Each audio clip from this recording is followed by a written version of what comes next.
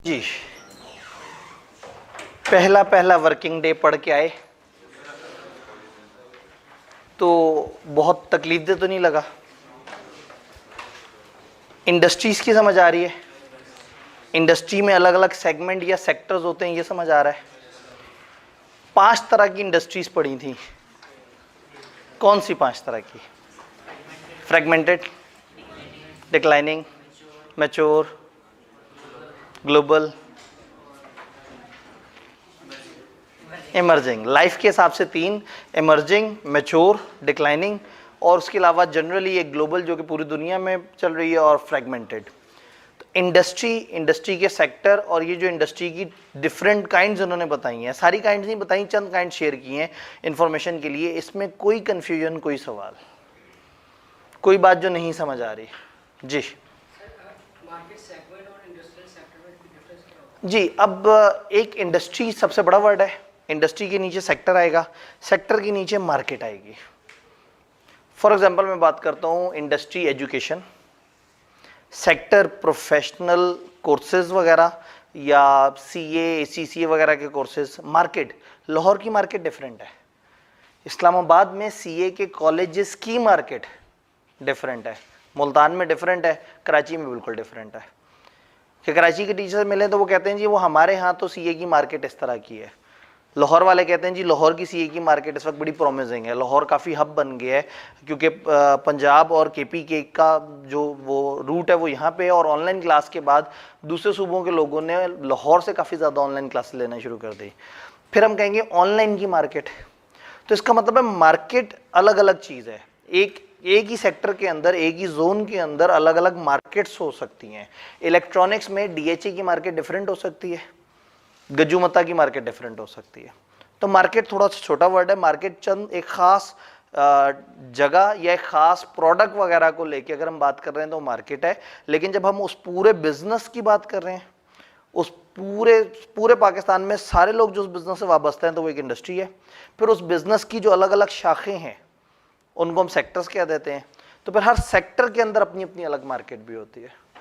तो मार्केट थोड़ा छोटा वर्ड है, जरा ज्यादा माइक्रो लेवल पे आ रहा है। जी जी जी, ठीक है। जब एग्जाम पॉइंट ऑफ व्यू से क्वेश्चन पूछा जाएगा, इन्होंने कहा कि जी जाहिर है ये तो बिजनेस की सेंस के हिसाब से पता लगता है, तो एग्जाम में आपसे ऑब्वियसली ये एक्सपेक्ट नहीं किया जाएगा कि आपको बहुत ही ज़बरदस्त किस्म की नॉलेज है पाकिस्तान के सारे सेगमेंट्स की इस तरह से। बट अगेन वो ये सोच तो सकते हैं कि अगर वो आपसे कहेंगे कि एयरलाइन इंडस्ट्री की कुछ कंपनियों के एग्जाम्पल दें तो आप बता देंगे। यानी पेपर में वो आपसे फिर एक अगर कोई चीज़ पूछेंगे तो वो चीज़ पूछेंगे जो कॉमनली एक्सेप्टेबल है।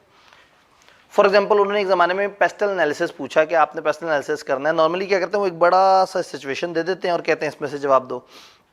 एक दफ़ा उन्होंने पूछा कि पाकिस्तान की एयरलाइन कंपनी को देख के आपने उसका एनालिसिस करना है।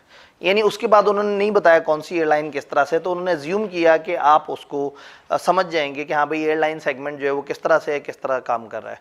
तो सवाल वो जनरल तब बनाएंगे जब उन्हें पता हो कि ये चीज़ मैसिव पॉपुलेशन को पता होगी। डाइवर्सिटी है ना, उन्हें पता है कि एग्जामिनीज जो है वो अलग अलग एरिया से आए हुए हैं, अलग अलग तालीम के साथ आए हुए हैं, अलग अलग बैकग्राउंड है। तो वो ऐसी बहुत मुश्किल एग्जाम्पल नहीं देंगे जो पूरे उस हॉल में बैठे हुए सिर्फ 10% लोगों को समझ आए। और अगर उन्होंने कोई एनालिसिस करवाना है तो वो खुद से आपको डाटा देंगे, कहेंगे ये डाटा इसके ऊपर आप एनालिसिस करें। जी यहाँ से सवाल था कोई?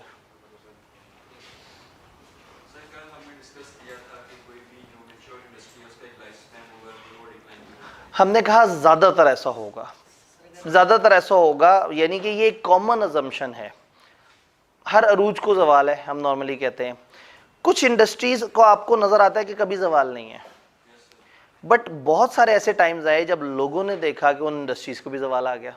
अब शादी हॉल का काम कभी भी नहीं ख़त्म होता। कोविड में मर गए, तबाह हो गए, 1.5 साल तक हालत ख़राब हो गई, उन्होंने अल्टरनेट काम करने शुरू कर दिए और बहुत मुश्किल में आ गए। तो हम कह सकते हैं कि वो इस तरह का था कि और उस दौरान बहुत सारे ऑनलाइन काम हो रहे थे, ऑनलाइन काम को जवाल नहीं आया हुआ था। जबकि ऑनलाइन काम एक टाइम पे लोग नहीं पसंद करते थे क्योंकि वो फिजिकल चीज़ को पसंद करते थे।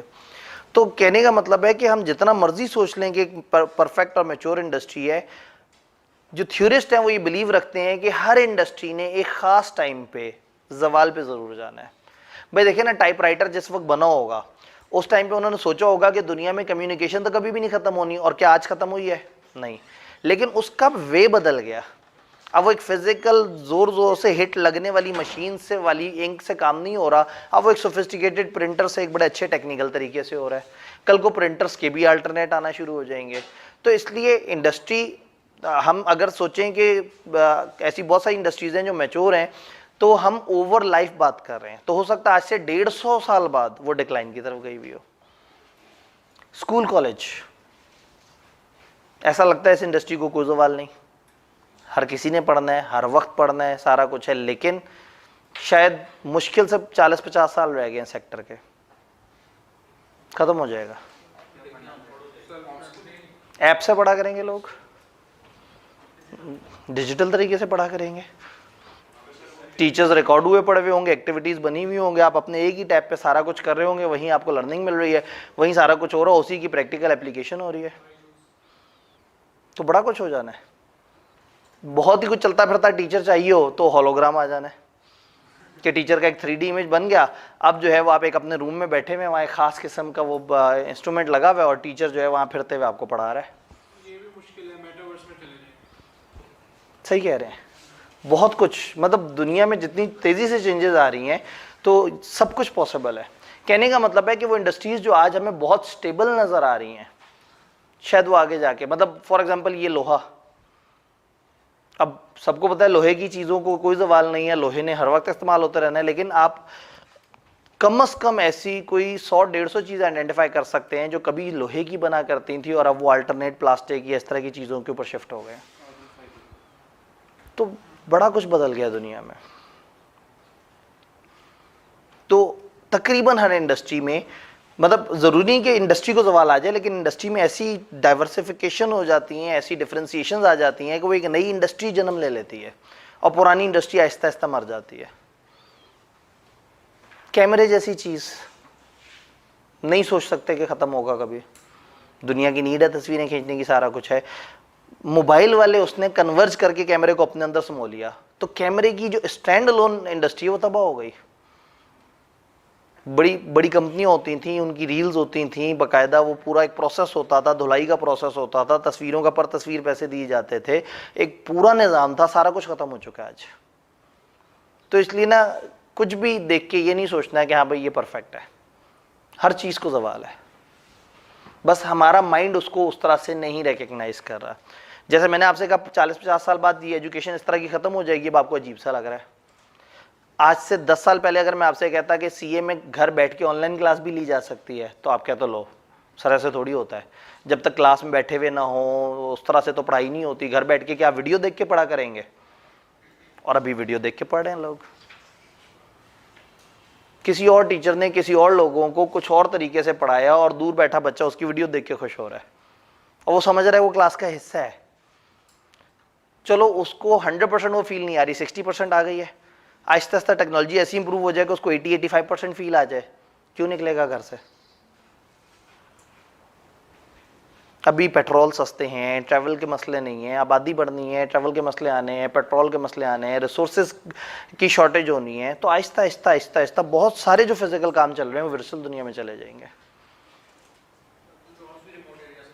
जॉब्स भी रिमोट एरिया से कर सकते हैं। इस वक्त पाकिस्तान के अंदर इतनी सारी रिमोट एरिया से जॉब हो रही है। बैंकिंग सेक्टर अभी तक आधा होम बेस्ड वर्किंग पे चल रहा है। ये सारी बातें हम चैप्टर 5 में भी पढ़ेंगे। टेक्नोलॉजिकल डिस्ट्रप्शंस के डिजिटल एरा ने क्या किया है, दुनिया के साथ क्या कर छोड़ा है। जी वापस इधर आते हैं। हमने इंडस्ट्रीज पढ़ी, सेक्टर पढ़े, मुख्तलिफ इंडस्ट्रीज के नाम देखे, फिर मैंने एक कॉन्सेप्ट बताया था स्ट्रेटेजिक स्पेस का। ये क्या चीज थी?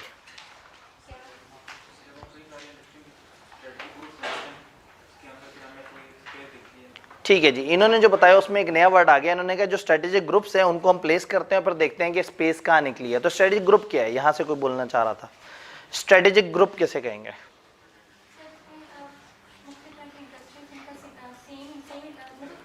मुख्तलिफ तरह की एंटिटीज जो मिलती जुलती स्ट्रेटेजीज, सेम थोड़ा मुश्किल हो जाएगा, मिलती जुलती स्ट्रेटेजीज पे चल रही हैं, हम उन सबको ग्रुप कर देते हैं कि ये वाले इस तरह से सोचते हैं, ये वाले इस तरह से सोचते हैं, ये इस तरह से सोचते हैं। तो हमने अपने 20-25 कंपेटिटर्स को 6-7 ग्रुप्स में एनालाइज कर दिया, उनको प्लेस किया डायग्राम पे। जब उनको प्लेस किया तो जैसे भाई ने कहा कि जी जब स्ट्रेटेजिक ग्रुप्स वगैरह को हम प्लेस करते हैं तो वहां से हमें पता लगता है कि हमारे पास स्ट्रेटेजिक स्पेस किस जगह पे है।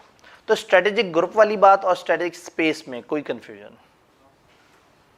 ऑल क्लियर है? आपकी बिजनेस सेंस इंशाल्लाह ताला इस पेपर के बाद बड़ी बेहतर डेवलप हुई होगी, आप बिजनेस इसको इस तरह से देख रहे होंगे। फिर हमने पढ़ा सेगमेंटेशन, इसको स्ट्रेटिफिकेशन भी कहते हैं। सेगमेंटेशन का मतलब क्या था कि आपने अपनी मार्केट को, अब अगेन मार्केट डिवाइड हो रही है, प्लेयर्स डिवाइड नहीं हो रहे, मार्केट जो आपके पास आने वाले रेलेवेंट कंज्यूमर्स हैं या इस तरह से, आपने उसको डिफरेंट सेगमेंट्स में डिवाइड कर दिया है on the basis of their need, on the basis of geographical area, on the basis of gender, on the basis of age, अलग अलग तरह की उनकी क्लास, उसके हिसाब से आपने कह दिया ठीक है जी ये अमीरों के लिए ये प्रोडक्ट, गरीबों के लिए प्रोडक्ट, फलाना के लिए प्रोडक्ट, फलाना के लिए प्रोडक्ट। अगर हमारे पास देखें तो हमने भी तो सेगमेंट किया है, प्योर फिजिकल पढ़ने वालों के लिए ये प्रोडक्ट, फिजिकल पढ़ने वाले लेकिन जिनको पता है कि बीच बीच में कभी कभी हमसे क्लास मिस हो जाएगी, ये 2 महीने बाद जाके होता है, बीच बीच में कभी कभी हमसे क्लास ले ली जाएगी। तो कुछ ऐसे लोग हैं जिनको अपने ऊपर भरोसा है कि फिजिकल एडमिशन ले लें लेकिन भाईजान ऑनलाइन भी हमें चाहिए, उनको कंबो दे दिया। और कुछ जिनको पता है कि उन्होंने कभी फिजिकल नहीं आना, उनको चाहिए ही ऑनलाइन। तो क्या हुआ कि हमने लोगों को 3 ग्रुप्स में डिवाइड कर दिया। तो उससे हर नीड रखने वाला, अगर हम एक ही तरह की चीज बेच रहे होते तो हमारे पास ये इस तरह से ना होता। तो combo was the highest selling thing हमारे पास कि ठीक है स्टूडेंट को फिजिकल भी मिल रहा है, ऑनलाइन भी मिल रहा है। तो अलग अलग नीड्स के हिसाब से हमने सेगमेंट कर दिया। सेगमेंटेशन के फायदे समझ आए थे? जितना हमने कल पढ़ा है उसमें कोई सवाल, कोई कंफ्यूजन, समझ के चलने आगे।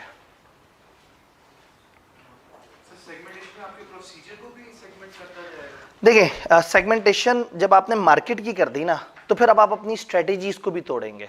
आपने कह दिया मेरे कस्टमर 4 तरह के हैं, बुजुर्ग, कमाने वाले मर्द, घर बैठे बच्चे और खवातीन, 4 कैटेगरीज बना दी। अब आप क्या करेंगे, आप कहेंगे कि ठीक है जी जो बुजुर्ग हैं उनके लिए हमने ये स्ट्रेटेजीज रखनी है, फलाना उसके लिए ये स्ट्रेटेजीज रखनी है।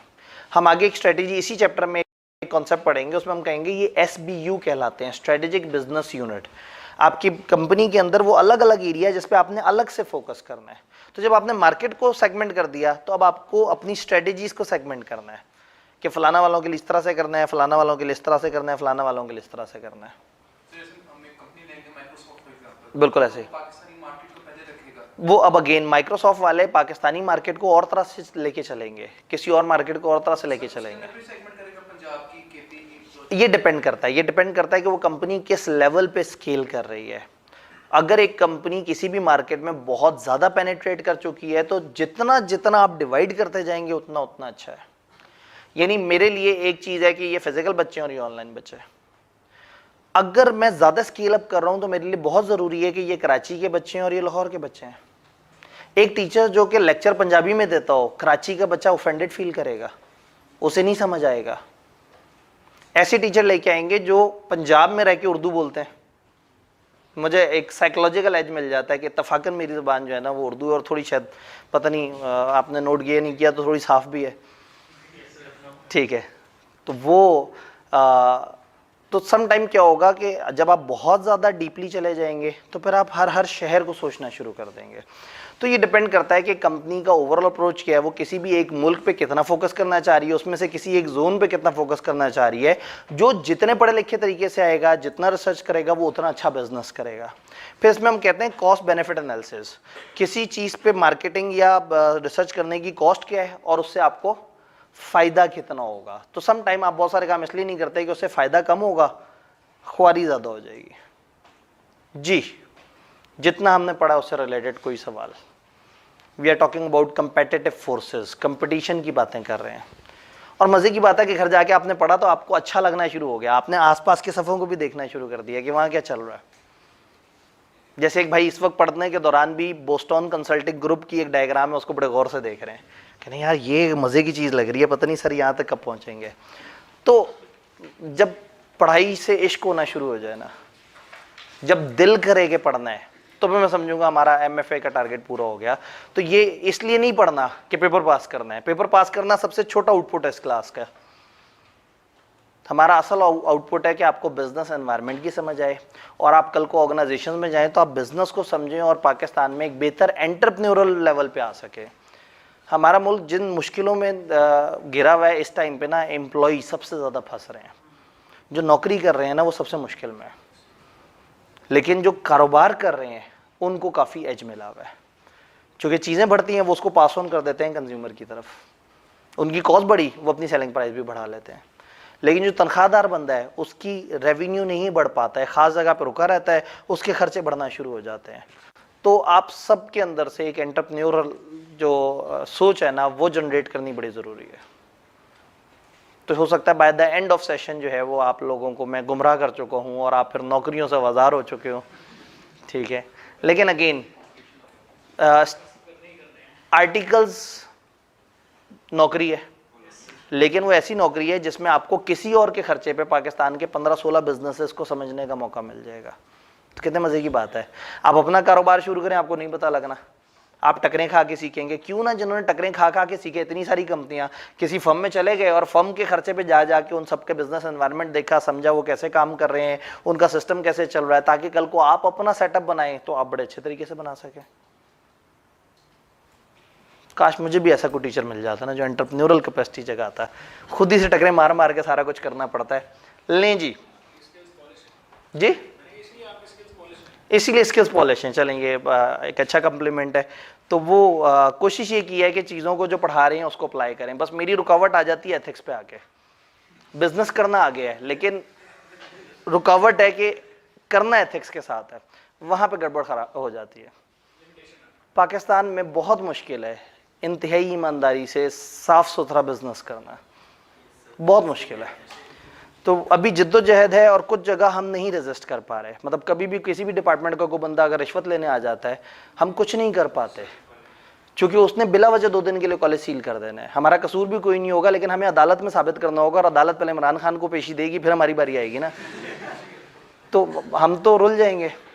तो अनफॉर्चुनेटली कुछ मसलों मसाइल हैं, लेकिन कोशिश यही है। पहले मैं परफेक्ट एश्योरेंस की तरफ जा रहा था कि 100%, अब जो है वो थोड़ा थोड़ा सा ये है कि जहाँ शदीद मजबूरी हो और बिल्कुल हलक तक बात आ जाए तो फिलहाल उस वक्त थोड़ा सा गुजारा चलाया जाए। बहुत मुश्किल हो गया। बिजनेस जो है ना वो शरीफ आदमी के करने वाला काम है नहीं।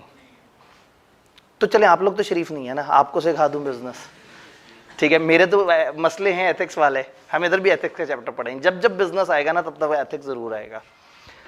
ले जी, चीज़ों को लेके चलते हैं। हमें इंडस्ट्री समझ आ गई, सेक्टर समझ आ गए, सेगमेंटेशन समझ आ गई सारी चीज़ें समझ आ रही हैं। आज का एक टारगेट है एक मॉडल, और कल का एक टॉपिक हमारा जो रह गया था, अवाम में घबराहट पाई जाती थी तो हमने ब्रेक लगाती थी, कन्वर्जेंस। कन्वर्जेंस में क्या होता है, एक इंडस्ट्री चलते चलते दूसरी इंडस्ट्री के साथ मर्ज हो जाती है। मैं एग्जांपल देता हूं। अब बहुत सारे ऐसे बैंक हैं जो कहते हैं कि अगर आपका डिपॉजिट हमारे पास इतने से ऊपर का हुआ होगा तो आपको इंश्योरेंस हम प्रोवाइड करेंगे। अगर आपको कुछ हो जाता है, हादसाती मौत हो जाती है, फलाना हो जाता है, तो हम आपके घर वालों को इतने पैसे देंगे। आपने बैंक में अकाउंट खुलवाया था, इंश्योरेंस कंपनी के पास नहीं गए थे, लेकिन बैंक ने आपको इंश्योरेंस की सर्विस देनी शुरू कर दी। आप फिजिकल कॉलेज में फिजिकल क्लास पढ़ने आए थे और कॉलेज ने आपसे कहा कि क्यों ना हम आपको ऑनलाइन वाली क्लास भी साथ में दे दें, तो वो ऑनलाइन और फिजिकल आपस में कन्वर्ज हो गए। इसी तरह से बैंक और इंश्योरेंस आपस में कन्वर्ज हो गए। अब मुझे आप लोगों से 10 एग्जांपल्स चाहिए जी। पीटीसीएल और यूफोन 2 कंपनियां हैं। इस वक्त मैं इंडस्ट्री की बात कर रहा हूं। एक इंडस्ट्री की 2 कंपनियां मर्ज होना और है, 2 अलग अलग इंडस्ट्रीज का। जैसे कल किसी भाई ने क्लास में एग्जांपल दी थी कि जी मोबाइल के अंदर इंटरनेट। अब मोबाइल एक टेलीकम्युनिकेशन सेक्टर था, फोन शून बातचीत करनी होती थी, और दूसरी तरफ से एक इंटरनेट होता था। तो इंटरनेट और मोबाइल आपस में जुड़ गए, ये कन्वर्जेंस है, इंडस्ट्रीज जुड़ी।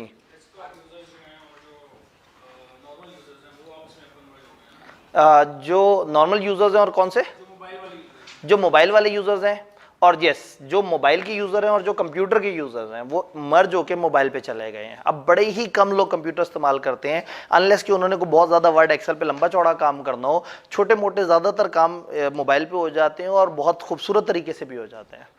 जी, bullet proof cars with arms, मतलब एक तरफ सिक्योरिटी वाली इंडस्ट्री थी जो जिसमें असलहा और सिक्योरिटी और बख्तरबंद चीज़ें इस तरह से, और एक तरफ रेगुलर गाड़ियाँ थी। तो उन्हीं गाड़ियों के साथ आपने सिक्योरिटी मैयर्स प्रोवाइड कर दिए और वो बख्तरबंद गाड़ियाँ बन गई, और उसके इर्द गिर्द जो है वो रैक लग गए, वो बुलेट प्रूफ हो गई, उसके अपने अंदर थोड़े थोड़े से एमिनेशंस आ गए। जी जी, ऑटोमोबाइल और आईटी, ये भाई ने एक बहुत डिफरेंट बात कर दी। अब आपको एक्सप्लेन करना पड़ेगा। टेस्ला आपके जहन में होगा शायद।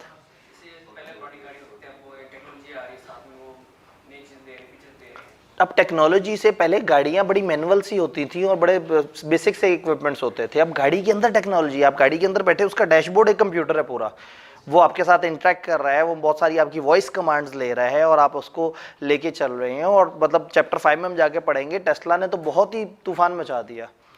ज़्यादातर ड्राइवरलेस गाड़ियाँ, ऐप्स पे चलने वाली गाड़ियाँ, आप अपनी बिल्डिंग से निकल के आ रहे हैं और आपने निकलते बस मोबाइल पे बटन दबाया, आप बाहर पहुंचेंगे तो आपकी गाड़ी पार्किंग से निकल के बिल्कुल आपके सामने तक आ चुकी होगी।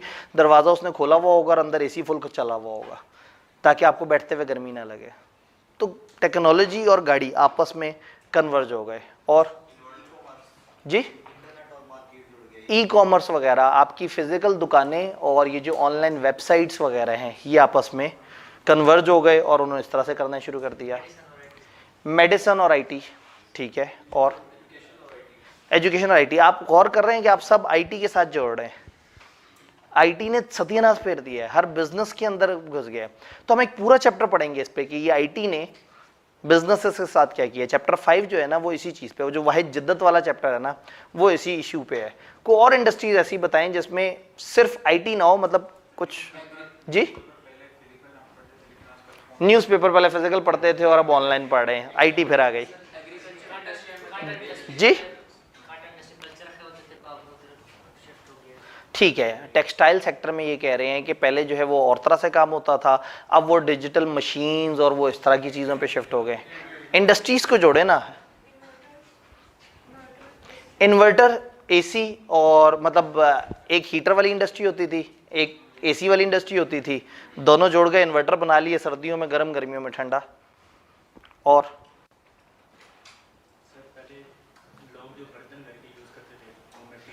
ठीक,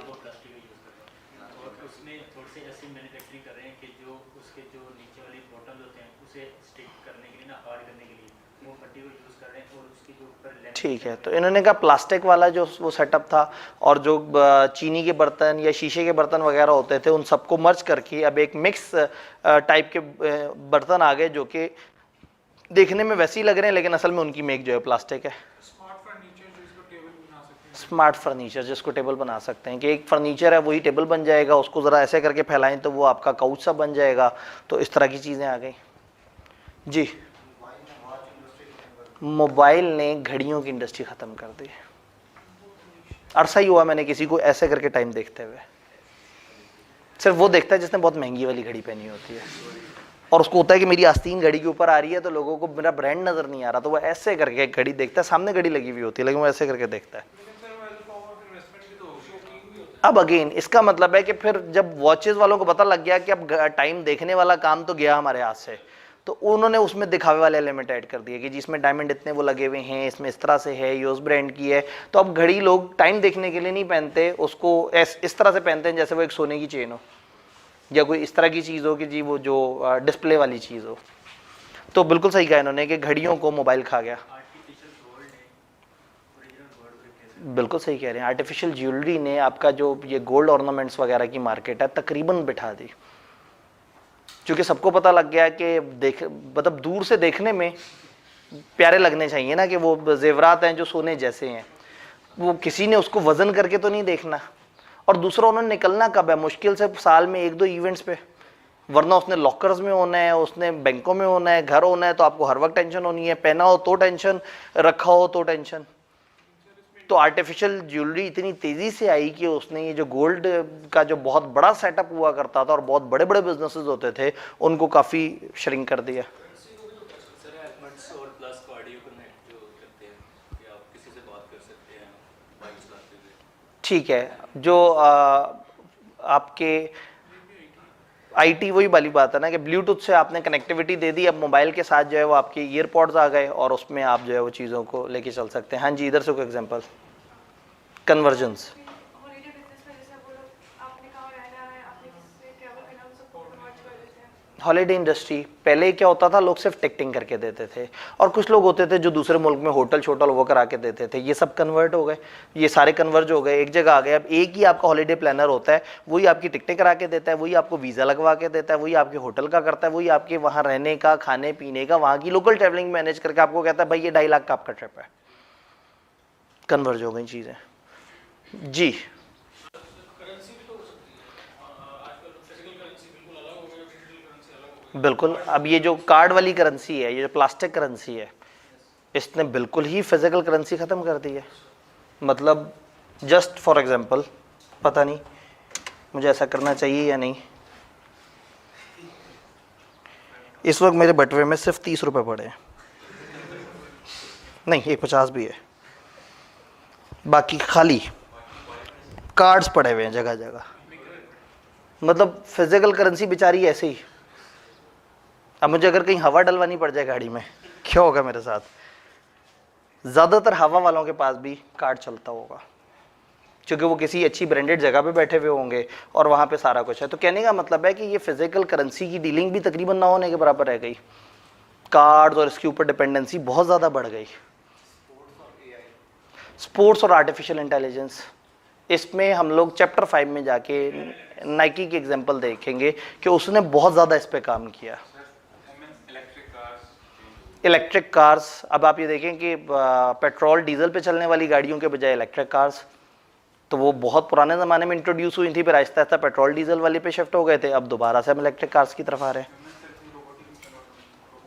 रोबोट्स जो है वो बहुत सारी सर्विसेज प्रोवाइड कर रहे हैं जो रेपिटेटिव नेचर की सर्विसेज है वहाँ पे। तो इसका मतलब ये है कि कुछ जगह रिप्लेसमेंट हुई और कुछ जगह एक चलती हुई इंडस्ट्री के अंदर दूसरी इंडस्ट्री आके मर्ज हो गई है। ऐसा होता क्यों है? ऐसा होता क्यों है? नीड, यूजर्स की नीड के हिसाब से।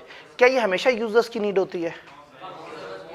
वक्त की ज़रूरत होती है, लेकिन ये वक्त की ज़रूरत और यूजर्स की नीड्स में क्या फ़र्क है? कोविड में अचानक से ऑनलाइन, पहले यूज़र की नीड ऑनलाइन नहीं थी, लेकिन हालातों वाक़यात ने अचानक से ऑनलाइन को प्रमोट करना शुरू कर दिया।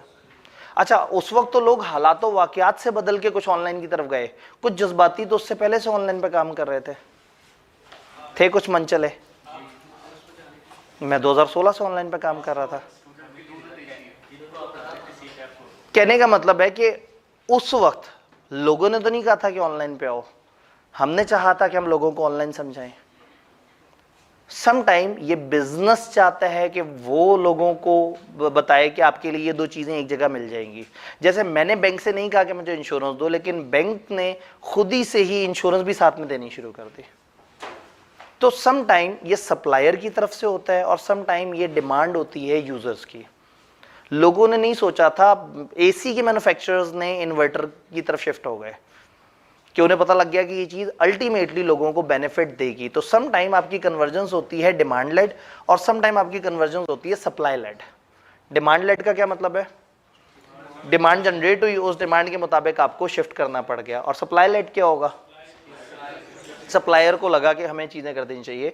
तो दो या दो से ज़्यादा इंडस्ट्रीज या सेगमेंट कन्वर्ज हो जाते हैं और एक सेम इंडस्ट्री बन जाते हैं। इससे आपके बिजनेस स्ट्रेटेजी पे अच्छा खासा फर्क पड़ेगा। ये डिमांड लेड भी हो सकता है और सप्लाई लेड भी हो सकता है। डिमांड लेड जो कि कस्टमर्स की तरफ से आता है, कस्टमर्स की ख्वाहिश होती है। कस्टमर फिजिकल न्यूज़पेपर पढ़ते थे, उन्होंने ऑनलाइन पढ़ना शुरू कर दिया या चाहा कि हमारे लिए ऑनलाइन चीज़ हो। और समटाइम्स सप्लायर ये देखता है कि हम आपको, जैसे कैमरा किसी ने चाहा नहीं था मोबाइल में हो, लेकिन मैन्युफैक्चरर ऑफ द मोबाइल्स ने ये रियलाइज़ किया कि अगर हम इसमें कैमरा भी दे देंगे तो इसकी वर्थ बढ़ जाएगी, इसके पैसे बढ़ा देंगे। तो कैमरा, इंटरनेट, उसमें स्मार्ट टेक्नोलॉजी, ये सब उन्होंने सोचा और ऐसा सोचा कि हम सब उस पर लग गए। तो some time this is a supplier led, यानी कि सप्लाई लेड कन्वर्जन, और कभी कभी ये डिमांड लेड है। ये बात समझ आ रही है? तो अगर पेपर में कुछ एग्जांपल्स दी हुई हों और सवाल पूछा जाए तो आप क्या दोनों में डिफरेंशिएट कर सकेंगे? आप डिफरेंशिएट कर लेंगे। तो ये हमारे गुज़िश्ता कल का एक टॉपिक रह गया था जिसमें आप लोग जो है पहला दिन था तो ज़रा हमने नहीं इसको पढ़ा था। आज के टॉपिक की तरफ आते हैं। और टाइम अब हमारे पास कितना सा रह गया?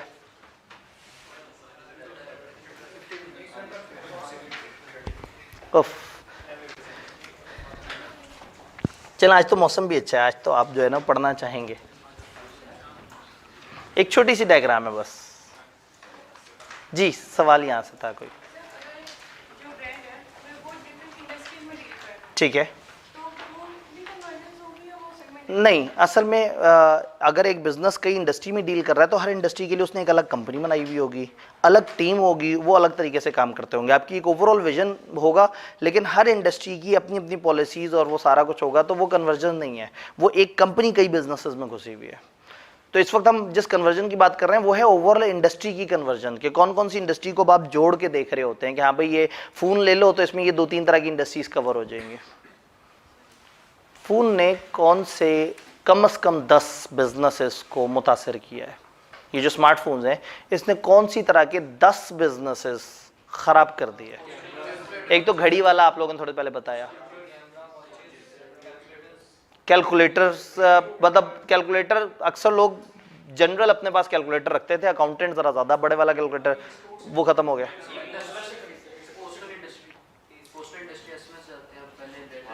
ठीक है, ये जो आपके मैसेजेस वगैरह, ये जो आपका पोस्ट सर्विस, ये जो ख़त वगैरह, ये सारी चीज़ें मुतासर हो गई। जी बुक्स, मैप्स, मतलब गूगल मैप्स और उस सारे ने लोग पहले बड़े बड़े नक्शे खरीदा करते थे, बड़ी बड़ी किताबें होती थी, बिजनेसेस के कॉन्टेक्स्ट की मोटी मोटी किताबें लोग रखते थे, वो ख़त्म। यस, अगेन वो तो फिर एक कंपनी है ना। कहने का मतलब है कि एक स्मार्टफोन आप लेते हैं तो वो एक स्मार्टफोन कितनी इंडस्ट्रियों का कातिल है। अलार्म, वो जो आपकी क्लॉक है उसको मार दिया उसने। टेलीविज़न, आपकी बहुत हद तक टेलीविज़न और इन चीज़ों को ये मोबाइल ने, मतलब अब दिन का एक बड़ा हिस्सा टीवी तक आप नहीं पहुंच पाते या टीवी को देखना नहीं चाहते क्योंकि आपके मोबाइल में सब कुछ होता है। जी बैनर्स वगैरह कह सकते हैं, थोड़ी सी एडवर्टाइजमेंट। नहीं, बिलबोर्ड को क्यों ख़त्म कर दिया उसने? अब सबको पता है, सब इतने मसरूफ होते हैं, गाड़ी चलाते हुए भी अपना दिमाग में कुछ ना कुछ सोच रहे होते हैं। बिलबोर्ड को नहीं देखते, लेकिन हम तो मोबाइल पे आई हुई नोटिफिकेशंस को ज़रूर देखते हैं, फेसबुक को ज़रूर देखते हैं।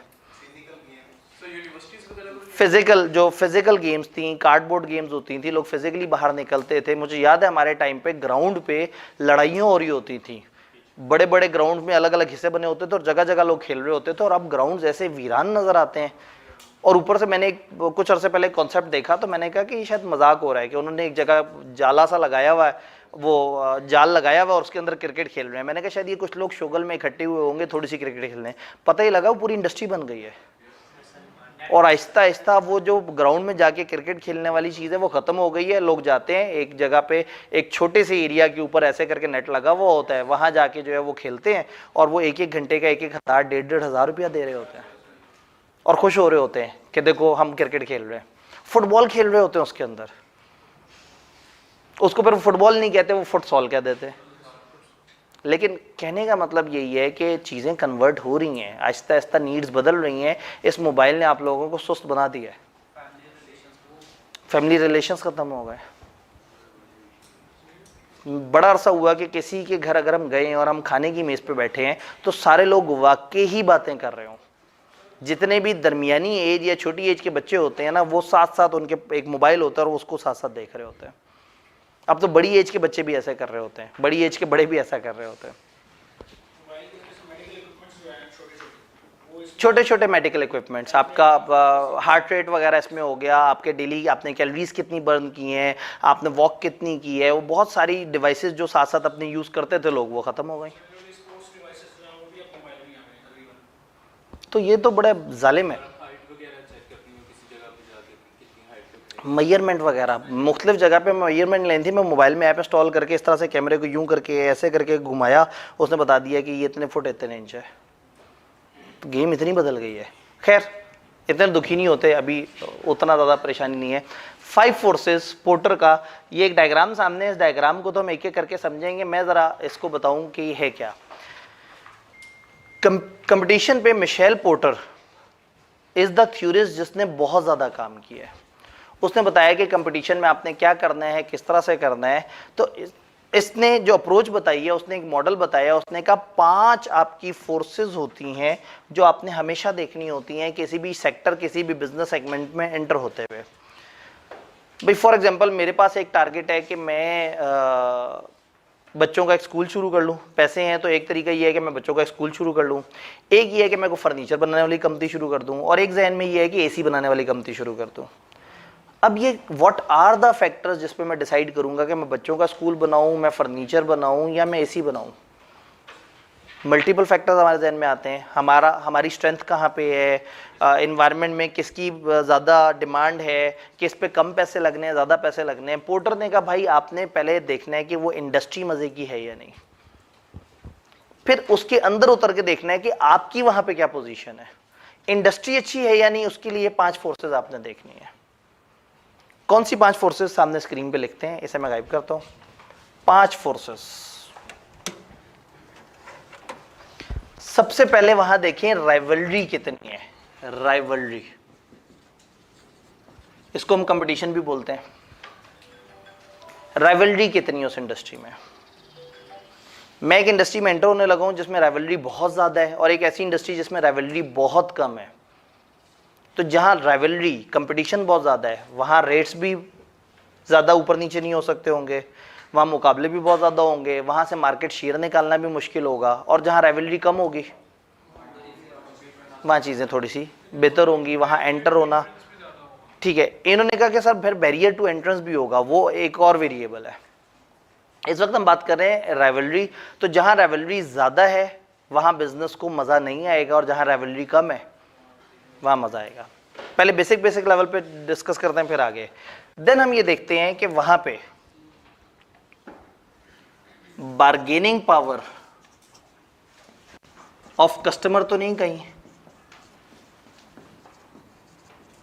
ऐसा तो नहीं कि कस्टमर के पास बार्गेनिंग पावर हो। वहाँ मैं एक ऐसे बिजनेस में एंटर हूँ जहाँ हमने डिसाइड करना है कि क्या रेट होना चाहिए, हम डिसाइड करेंगे, और हम जो भी बेचेंगे लोग खुशी से ले लेंगे।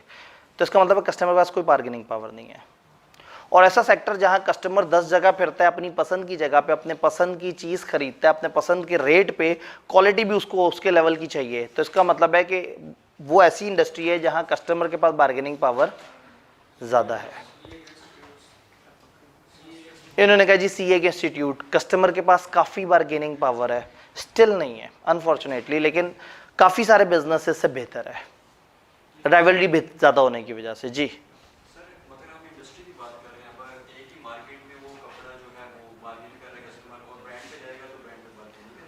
ठीक है, इसका मतलब ये है कि फिर एक दफ़ा इंडस्ट्री में ओवरऑल इंडस्ट्री के फीचर देखने हैं, फिर उतर के देखेंगे कि हम क्या हैं, हम ब्रांड हैं या हम नॉन ब्रांड हैं। तो इस वक्त हम बात करें किसी भी इंडस्ट्री की ओवरऑल शक्ल पे। जैसे इन्होंने कहा कि जी बार्गेनिंग पावर कस्टमर के पास है, तो मैंने कहा कि अभी भी उतनी नहीं है, इसलिए कि मैं किसी एक आध मार्केट की बात नहीं कर रहा, मैं ओवरऑल सेक्टर की बात कर रहा हूँ कि overall sector somehow teacher led है। समहाउ कहीं ना कहीं कॉलेजेस को पता होता है कि बच्चा तो इस टीचर से पढ़ना चाहता है, तो वो फिर ब्लैकमेल करते हैं, तंग करते हैं, एक्सप्लॉइट करते हैं, अपनी पसंद के रूल्स बताते हैं, आपको उलझन होती है, लेकिन आप कहते हैं कि आप करूँ, मैंने इस टीचर से पढ़ना है। तो ये एक प्रॉब्लम बहरहाल अभी भी है जो पूरी इंडस्ट्री के साथ है। तो बार्गेनिंग पावर ऑफ कस्टमर्स, कुछ जगह बार्गेनिंग पावर कस्टमर्स पास ज़्यादा होगी, कुछ जगह कम होगी। मुझे बताएं, बीइंग अ बिजनेस, आप जहाँ बार्गेनिंग पावर कस्टमर के पास ज़्यादा हो वहाँ अच्छा फील करेंगे या जहाँ कम हो? जहाँ कम हो। सब तो बेरहम बन के सोचना है ना।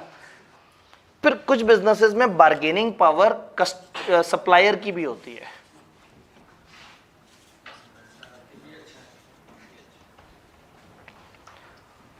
अब इस वक्त मैं आपको सप्लायर ऑफ कस्टमर नहीं कह रहा, मैं आपके बिजनेस के सप्लायर्स की बात कर रहा हूं। आप सेंटर में, इधर से सप्लायर आपकी चीजें सप्लाई कर रही हैं, इधर से आपसे कस्टमर चीजें खरीद रहे हैं, आप सेंटर में, और सप्लायर के पास बार्गेनिंग पावर है। आप बेंच बनाते हैं और जो लकड़ी प्रोवाइड कर रहा है वो जब मर्जी रेट बढ़ा दे, आप उसको कुछ नहीं कर सकते। तो ये अच्छा बिजनेस है। सप्लायर के पास बार्गेनिंग पावर का मतलब ये है कि जब सप्लायर अपने हिसाब से चीज़ों को रेगुलेट करे। मुझे पता है सप्लायर के पास बार्गेनिंग पावर कब होगी? जब सप्लायर कम होंगे तो उनके पास पावर ज़्यादा होगी। जब मार्केट में कुछ कार्टल्स बने हुए होंगे, जब उस तरह की चीज़ आराम से अवेलेबल नहीं होगी। आपको पता है यार इसी के पास ये माल पड़ा हुआ है और तो किसी के पास पड़ा हुआ ही नहीं है। मोनोपोलीज होंगी, शिफ्ट करना आसान नहीं होगा, सप्लायर के पास बार्गेनिंग पावर आ जाएगी। फिर एक वेरिएबल है कि सब्स्टिट्यूट के क्या खौफ है वहां पे, थ्रेट ऑफ सब्स्टिट्यूट।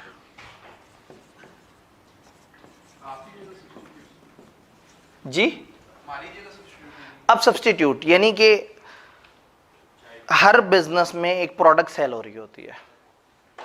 मैं एक बिजनेस शुरू करने लगा हूं, मैं जब वो बिजनेस शुरू करने लगा हूं तो मैंने ये सोचना है कि क्या इस बिजनेस का कल को कोई सब्स्टिट्यूट तो नहीं आ जाएगा, इसकी प्रोडक्ट्स के सब्स्टिट्यूट। भाई मैंने अगर स्कूल शुरू करना है तो मैंने सोचना है कि कहीं आगे इसका कोई ऑनलाइन सब्स्टिट्यूट तो नहीं आ जाएगा।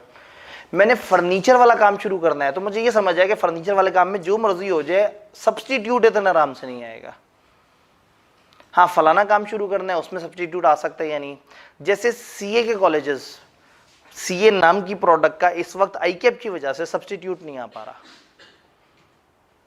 तो सबको पता है कि हाँ यार ये शुरू कर लें, इसमें फायदा है, इसका इतनी जल्दी सब्स्टिट्यूट नहीं आ रहा।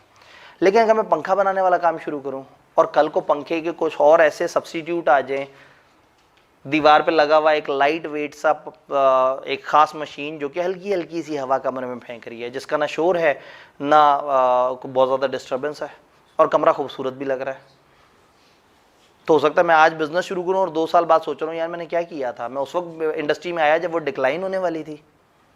तो सब्स्टिट्यूट भी सोचना है। अभी सिर्फ बेसिक लाइन है, एक एक पॉइंट पे अच्छी खासी बहस होगी। तो जहां सब्स्टिट्यूट का थ्रेट होगा ऐसा बिजनेस मज़ेदार नहीं होगा बिजनेस के लिए। और जहां उसे पता होगा हमारा सब्स्टिट्यूट नहीं आना आराम से। भाई फॉर एग्जांपल मैं सोचता हूं कि मैं बेवरेजेस बनाना शुरू करता हूँ, बोतलें वगैरह, और फिर सोचूं इसका क्या सब्स्टिट्यूट, बच्चा मर जाएगा लेकिन वो बोतल नहीं छोड़ेगा। गवर्नमेंट ने पाबंदी लगाई कि स्कूलों में, हॉस्पिटलों में, फलाना फलाना जगह, कॉलेजों में बोतलें नहीं जाएंगी, बच्चे जूस पे शिफ्ट हो गए। बच्चे ने तो पैसे उजाड़ने हैं ना, उसने तो वालिद के पैसे लगाने हैं। अब उसको बोतल नहीं मिली तो नशा उसका टूट रहा था, उसने कहा अच्छा और क्या, उन्होंने कहा जी जूस, पता लगा जूस बोतलों से महंगे हो गए। तो इसका मतलब है जो बोतल बनाने वाला अगर ये सोच रहा था कि मेरी बोतल का सब्स्टिट्यूट ही कोई नहीं है तो बड़ी गलत बात थी। बोतल के बहुत सारे सब्स्टिट्यूट है। तो जिस इंडस्ट्री में एंटर होना है पहले देखना है कि वहाँ एवेलेबिलिटी कितनी है, फिर वहाँ कस्टमर के पास बार्गेनिंग पावर तो नहीं है, सप्लायर के पास बार्गेनिंग पावर तो नहीं है, सब्स्टिट्यूट का तो नहीं कोई थ्रेट। चलें सब्स्टिट्यूट का थ्रेट ना हो लेकिन न्यू एंट्रेंट्स का भी तो थ्रेट होते हैं। जी जी सर बेवरेजेस में ये कोक और पेप्सी क्या ये सब्स्टिट्यूट है?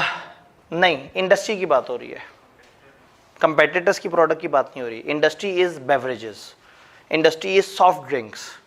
तो सॉफ्ट ड्रिंक का कोई सब्स्टिट्यूट आने का क्या खतरा है? ये जो पेप्सी कोक वाला खतरा है वो ये वाला पॉइंट है, थ्रेट ऑफ न्यू एंट्रेंट्स, कि मैं बिजनेस शुरू कर दूं और कल को 2 और लोग भी उस बिजनेस में आ जाएं, तो वो थ्रेट ऑफ न्यू एंट्रेंट है। आप कुछ कहना चाहते हैं? सर थ्रेड ऑफ न्यूट्रिएंट्स का नेसेसरीली मतलब इसके पॉजिटिव इंपैक्ट भी तो हो सकते हैं, वो कोर्स करेंगे इसके पॉजिटिव इम्पैक्ट भी हो सकते हैं। अब अगेन हमने देखना ये है कि नए एंट्रेंट्स तब ज़्यादा आते हैं जब एंट्री बैरियर ना होने के बराबर हो, और अगर एंट्री बैरियर्स ही बहुत ज़्यादा हो तो न्यू एंट्रेंट्स इतने आराम से नहीं आएंगे।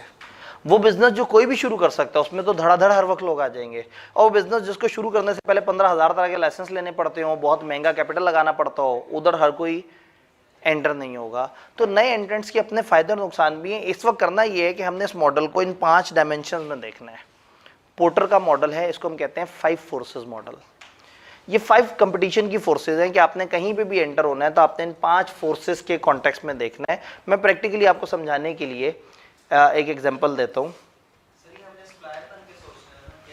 बिजनेस बन के सोचना है, आपने सोचना है आपके पास पैसे पड़े हैं। मैं अभी वही प्रैक्टिकल एग्जांपल दे रहा हूँ। मैं कहता हूँ मेरे पास 10 करोड़ पड़ा हुआ है, मुझे 3 में से किसी एक बिजनेस में एंटर होना है। मेरे पास ऑप्शन है, मैं आज डिसाइड कर सकता हूँ कि मैं उस इंडस्ट्री में जाऊँ, उस इंडस्ट्री में जाऊं या उस इंडस्ट्री में। तो मैंने आज इन 5 फैक्टर्स की बेस पे देखना है कि मेरे लिए इनमें से कौन सा बेहतर है। मेरे पास हाथ में 10 करोड़ है, मेरा एक दिल करता है कि मैं पंखा बनाने वाली कंपनी बना दूं, एक मेरा दिल करता है कि मैं कार्बोनेटेड ड्रिंक्स ये जो पेप्सी कोक वगैरह टाइप की इस तरह की कंपनी बना दूं। 10 करोड़ पड़ा हुआ है, चलो शुरू करते हैं। तीसरा मेरे जहन में उल्टा सीधा ख्याल आता है कि मैं कोई सीए कॉलेज शुरू कर लूं। ठीक है जी, ये एनालिसिस, ये राइटिंग पहले से हुई हुई है, तो ये मैंने किसी क्लास में पढ़ाते हुए ये सारी बातें की थी। तो खैर मतलब उस वक्त मैंने सारे हिसाब किताब लगा के फिर सीए कॉलेज ही शुरू किया। तो सीए कॉलेज शुरू कर ले। अब again I am not talking about मेरी कंपिटेंस क्या, I am not talking about मेरे रिसोर्सेज क्या, वो बात का मसला है। ये एनालिसिस बताता है कि इन 3 इंडस्ट्रीज में से लुक्रेटिव इंडस्ट्री कौन सी है, मजेदार इंडस्ट्री कौन सी है।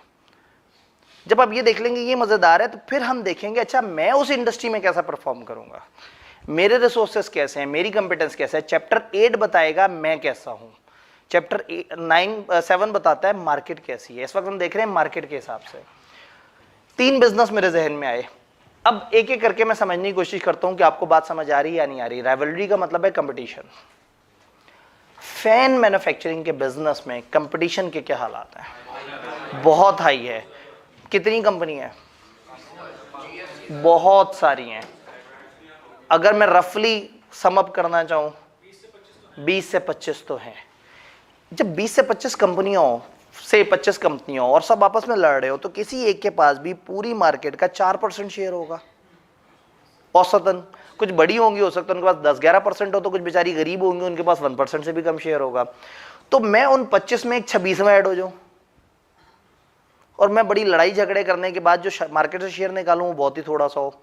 और जब ऑलरेडी इतने सारे लोग मौजूद हैं तो क्या होगा, क्वालिटी भी मिलती जुलती होगी, प्राइस में भी वॉर चल रही होगी। मैं आके कॉस्ट पे भी बहुत ज़्यादा काम करूंगा, क्वालिटी पे भी काम करूंगा, और उसके बाद भी मैं अच्छे डिसेंट प्रॉफिट्स नहीं निकाल सकूंगा।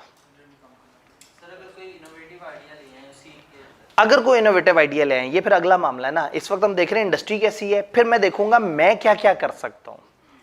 तो सम टाइम एक हल्की इंडस्ट्री में भी आप अच्छा परफॉर्म कर जाते हैं, और सम टाइम एक तूफानी इंडस्ट्री में आप जाके रुल जाते हैं क्योंकि आपके पास वो नेसेसरी कंपिटेंस रिसोर्सेज नहीं होते। इसीलिए मैं कह रहा हूं कि इन 2 चैप्टर्स को हमने अलग अलग देखना है। चैप्टर 7 इज क्या चल रहा है मार्केट में, क्या क्या ज्यादा बेहतर है। फिर हम देखते हैं हम कहाँ पे हैं, फिर हम इन दोनों को जोड़ते हैं कि मार्केट में क्या चल रहा है और मैं किस में अच्छा हूँ। दोनों को जोड़ के देखते हैं तो समझ आ जाता है कि ठीक है। मतलब फॉर एग्जांपल मेरे से पूछा जाए, अगर मेरे पास पैसे वाकई ही 10 करोड़ या इससे ऊपर होते तो मैं कार्बोनेटेड ड्रिंक्स की तरफ जाता, लेकिन मैं इसमें अच्छा नहीं हूँ, मैं इसमें थोड़ा अच्छा हूँ, ये मेरी दुनिया है। तो एक्सटर्नल एनालिसिस मुझे कह रहा था carbonated drink, but internal analysis कह रहा था भाई सीए। तो ये अगला फिर स्टेप है। इस वक्त हम पहला स्टेप ले रहे हैं कि कौन कौन सी इंडस्ट्री इन 5 फोर्सेस के हिसाब से अच्छी है। तो हम क्या करेंगे, हम हर इंडस्ट्री पकड़ेंगे, उस पर 5 फोर्सेस को एक दफा चेक कर लेंगे। फैन को ही चेक करते हैं, राइवलरी चेक कर ली, राइवलरी बहुत ज्यादा है, राइवलरी के हिसाब से मुझे को बहुत अच्छा नहीं लग रहा। बार्गेनिंग पावर ऑफ सप्लायर, मैं अगर फैन बनाना शुरू करता हूं तो मैंने जहां से माल मंगवाना है वो है मेरे सप्लायर। तो क्या ऐसा है कि कोई मुझे माल नहीं देगा या बहुत ज़्यादा ब्लैकमेल करेंगे? आप आज इंटरनेट पे फेसबुक पे लिखें कि जी मैं पंखा बनाने वाली कंपनी बनाना चाहता हूँ, आई नीड सप्लायर, 150 लोग आपको इनबॉक्स में मैसेज कर देंगे, क्योंकि इसका सप्लायर वही है कि बाहर से इंपोर्ट करके आपको चीज़ प्रोवाइड कर दी या पाकिस्तान में लोकली असेंबल चीज़ें उठा के आपको सप्लाई कर दी। तो सप्लायर बहुत सारे हैं, मिलते जुलते हैं, कोई बहुत ज़्यादा मुनफरिद चीज़ भी नहीं बेच रहा, किसी की कोई चीज़ ऐसी भी नहीं है कि जो बहुत तूफानी हो। तो इसका मतलब है सप्लायर के पास बार्गेनिंग पावर नहीं है। समझ आई बात? जी जी। अब अगेन देखिए ना, आपका बिजनेस सेंटर में जाके बैठ गया है। एक तरफ कस्टमर हैं जो आपसे माल खरीद रहे हैं, एक तरफ सप्लायर हैं जो आपको माल बेच रहे हैं। उनकी इंडस्ट्री में, उनके सेक्टर में आप उनके कस्टमर हैं।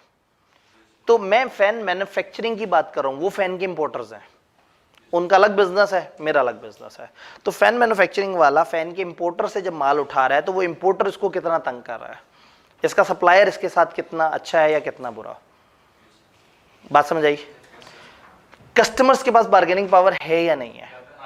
कस्टमर्स के पास बहुत बार्गेनिंग पावर है। एक जगह पे जाते हैं, एक सड़क पे लाइन से 10-12 दुकानें होती हैं, वो मार्केट फिरते हैं और फिरने के बाद जो सबसे कम पैसों में सबसे अच्छा पंखा, जिसके पर सबसे ज़्यादा बड़े होते हैं और जिसकी वारंटी सबसे ज़्यादा होती है। कई दफ़ा तो 200 रुपए के फ़र्क से एक दुकानदार कहता है 3 साल की वारंटी ले लो, दूसरा कहता है 5 साल की वारंटी ले लो, तो आप 200 रुपए ऊपर खर्च करके 5 साल की वारंटी ले लेते हैं। और सम टाइम आप उस 5 साल वाले को कहते हैं कि तुम्हारे साथ की दुकान वाला बंदा जो है वो थोड़ी वारंटी कम दे रहा है लेकिन पैसे भी कम दे रहा है, तुम अगर पैसे कम कर लो मुझे तुम पे कोई मसला नहीं है। तो कस्टमर फिरता है, रिसर्च करता है, कम से कम पैसों में अच्छी से अच्छी चीज़ उठाना चाहता है, इसका मतलब है कस्टमर इस वक्त किंग है, उसके पास बहुत ज़्यादा बार्गेनिंग पावर है, वो जो मर्जी वो अपनी पसंद की चीज़ मांगेगा, अपनी पसंद के रेट पे मांगेगा। तो सप्लायर और कस्टमर के पास बार्गेनिंग पावर नहीं है, ये खतरनाक बात हो गई। सप्लायर के पास नहीं है, ये अच्छी बात हो गई। कंपटीशन ज़्यादा है, ये बुरी बात हो गई। तो इसका मतलब ये है कि कुछ बातें इसमें से फेवरेबल होंगी, कुछ बातें अनफेवरेबल होंगी, और आपने उसकी बेस पे डिसाइड करना है कि चीज़ें किस तरह से। एंट्री बैरियर, पंखे के बिजनेस में एंट्री बैरियर ना होने के बराबर। आप एक कमरा किराए पे लें और बस चीज़ें इंपोर्टर से पकड़ के उनको असेंबल करके देना शुरू कर दें। कोई बहुत ज़्यादा लंबे चौड़े लाइसेंसेस नहीं लेने, कोई बहुत ज़्यादा लंबा चौड़ा कैपिटल इन्वॉल्व नहीं है, कोई बहुत ज़्यादा एक्स्ट्रा ऑर्डिनरी टेक्निकल कंपिटेंस वाली बहुत महंगी टीम नहीं चाहिए। एंट्री बैरियर्स क्या होते हैं किसी भी बिजनेस में? क्या क्या होते हैं entry barriers?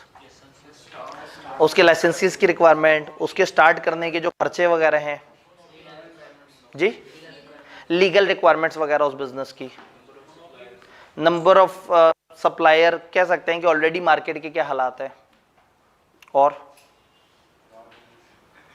Raw material, sometime उस इंडस्ट्री से बाहर निकलने की कॉस्ट भी।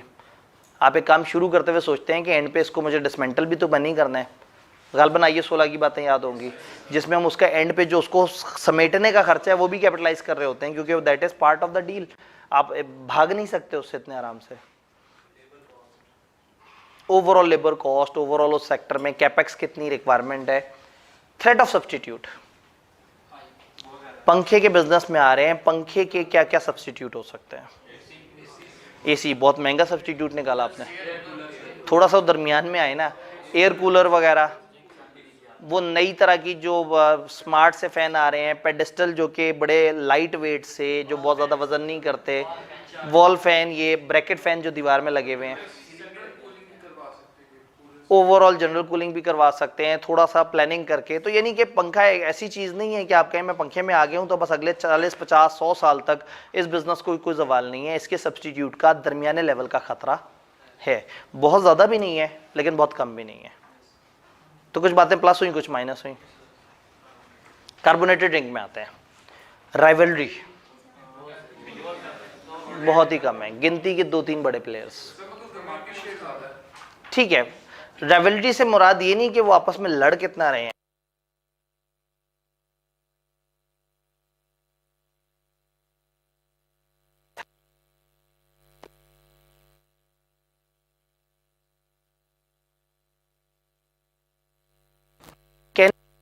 मैं एफर्ट कर अच्छी वर्किंग करूं तो मैं मार्केट का 10 से 15% तक पहुंच सकता हूं, जो पंखे के अंदर तो मैं 10 साल तक नहीं पहुंच सकता था।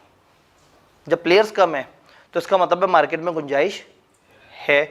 तो राइवलरी कम है, 2-3 प्लेयर्स हैं, उनका आपस में वॉर है, और मेरे पास एक नई कंपनी के पास मार्जिन है कि मैं थोड़ा सा एंटर हो सकता हूं। अभी अपनी कैपेबिलिटीज की बात नहीं हो रही, इस वक्त बात हो रही है इंडस्ट्री कैसी है। राइवलरी का मतलब कंपटीशन है, तो ये तो मोर ऑफ मोनोपोलिस्टिक कंपटीशन है, ये फ्री मार्केट वाला कंपटीशन। हाँ, फ्री मार्केट वाला कंपटीशन। जब फ्री मार्केट वाला कंपटीशन है वो हर बिजनेस को अफेक्ट करता है।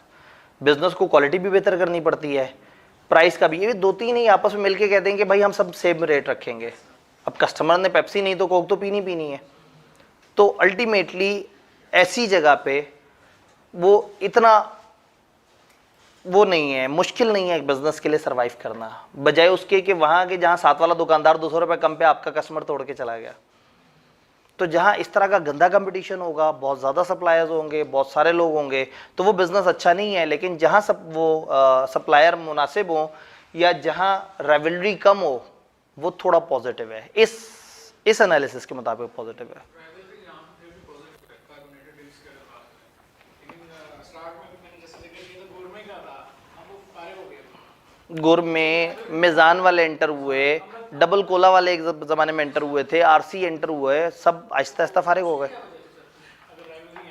वो सिर्फ ये वजह नहीं है ना, वो फिर चैप्टर 8 बताएगा कि उनकी क्या वो वैल्यूज़ हैं जो वो दे रहे हैं जो बाकी नहीं दे पा रहे।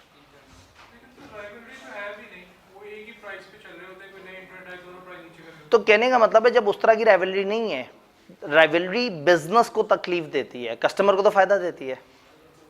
आप इस वक्त कस्टमर थोड़ी हैं, इस वक्त आप क्या है, बिजनेस।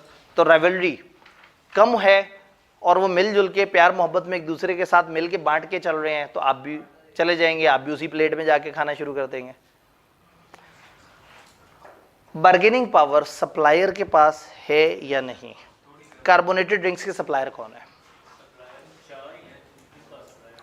नहीं, ये तो कार्बोनेटेड ड्रिंक की इंडस्ट्री की जो कंपनियां हैं उनके सप्लायर कौन है? वो खुद ही बना रहे हैं। क्या वो बोतलें खुद बनाते हैं?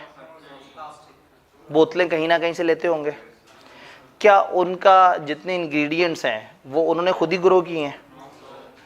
इसका मतलब है वो जब बोतल बना रहे हैं तो उसकी कुछ चीज़ें कहीं से तो लेते होंगे। अब चूंकि हमें उस इंडस्ट्री का बहुत ज़्यादा नहीं पता, तो इसलिए हम ये नहीं तय कर पा रहे कि सप्लायर के पास बार्गेनिंग पावर है या नहीं। मैं चंद आपको फैक्टर्स फॉर एग्जांपल बताऊं।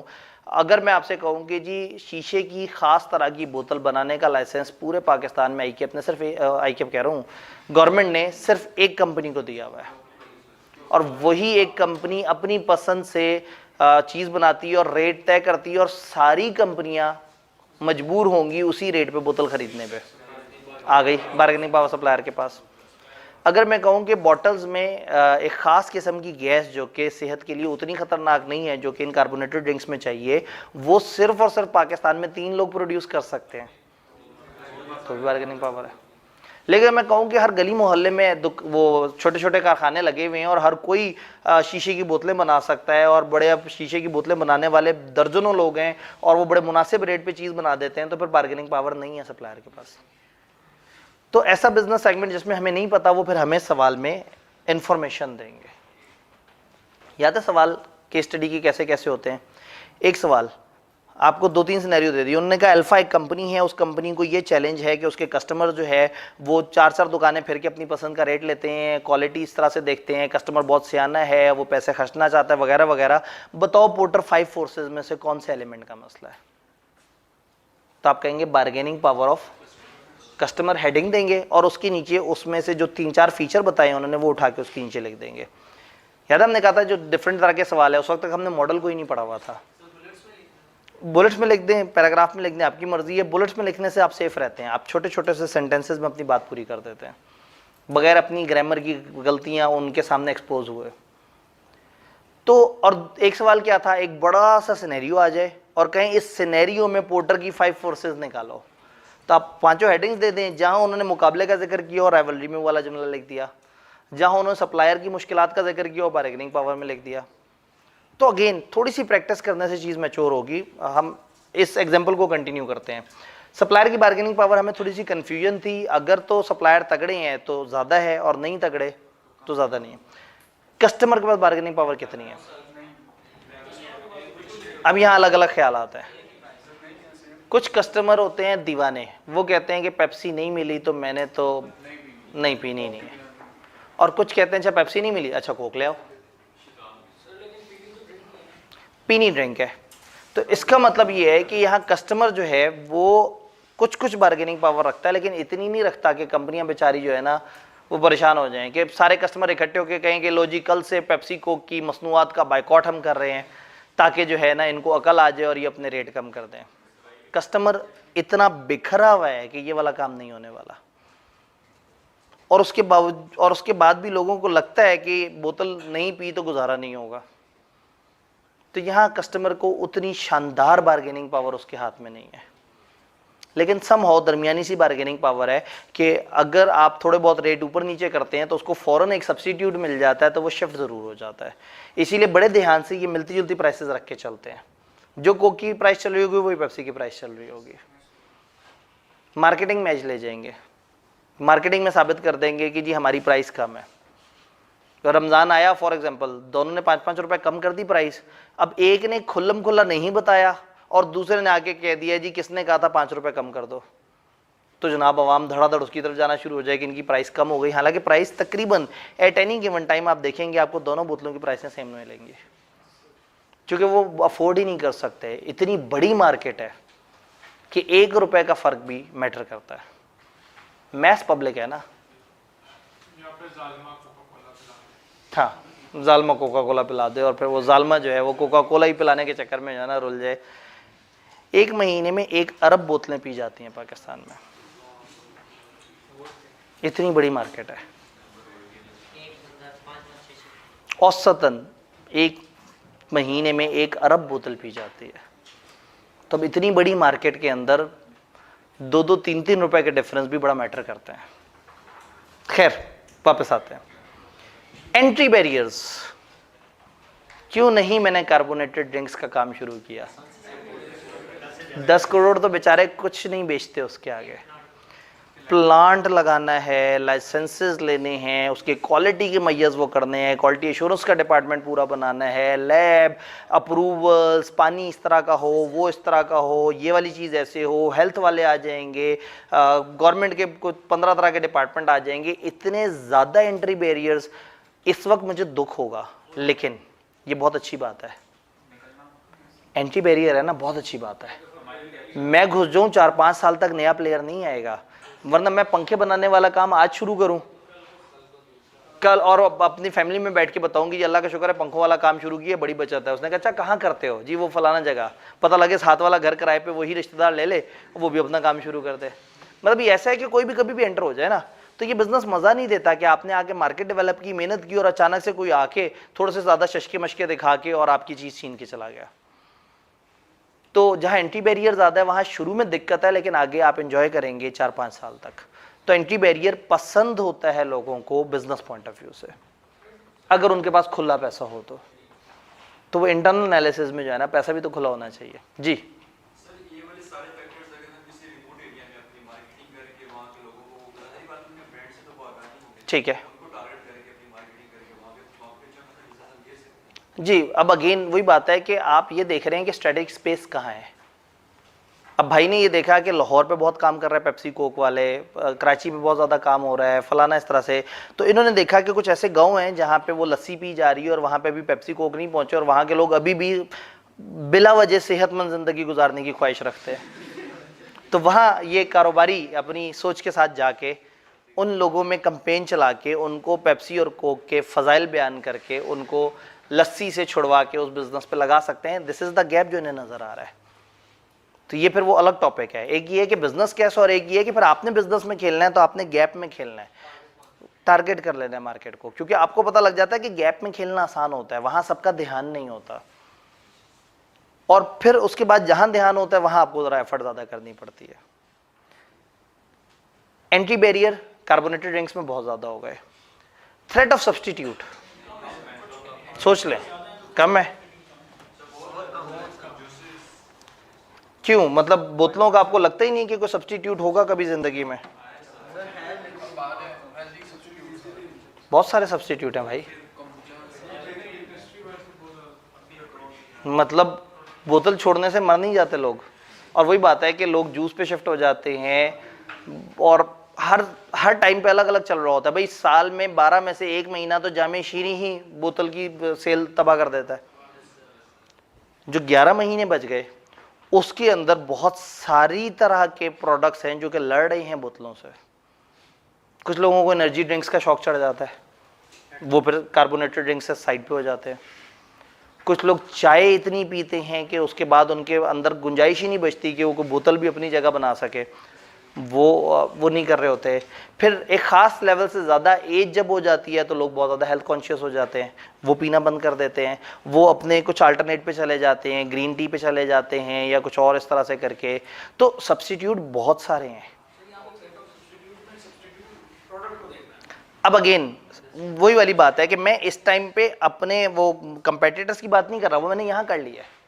इस वक्त देखना मैं जिस इंडस्ट्री में एंटर हो रहा हूँ उसकी जो कोर चीज़ है, मेन चीज़ है, प्रोडक्ट है, उसके कुछ सब्स्टिट्यूट आने के क्या खतरे हैं? इंडस्ट्री बेवरेजेस इंडस्ट्री है, लेकिन इस बेवरेजेस, अब वही बात है कि इंडस्ट्री बेवरेजेस है, लेकिन मैं उसमें कौन से सेक्टर की बात कर रहा हूँ? Carbonated drinks.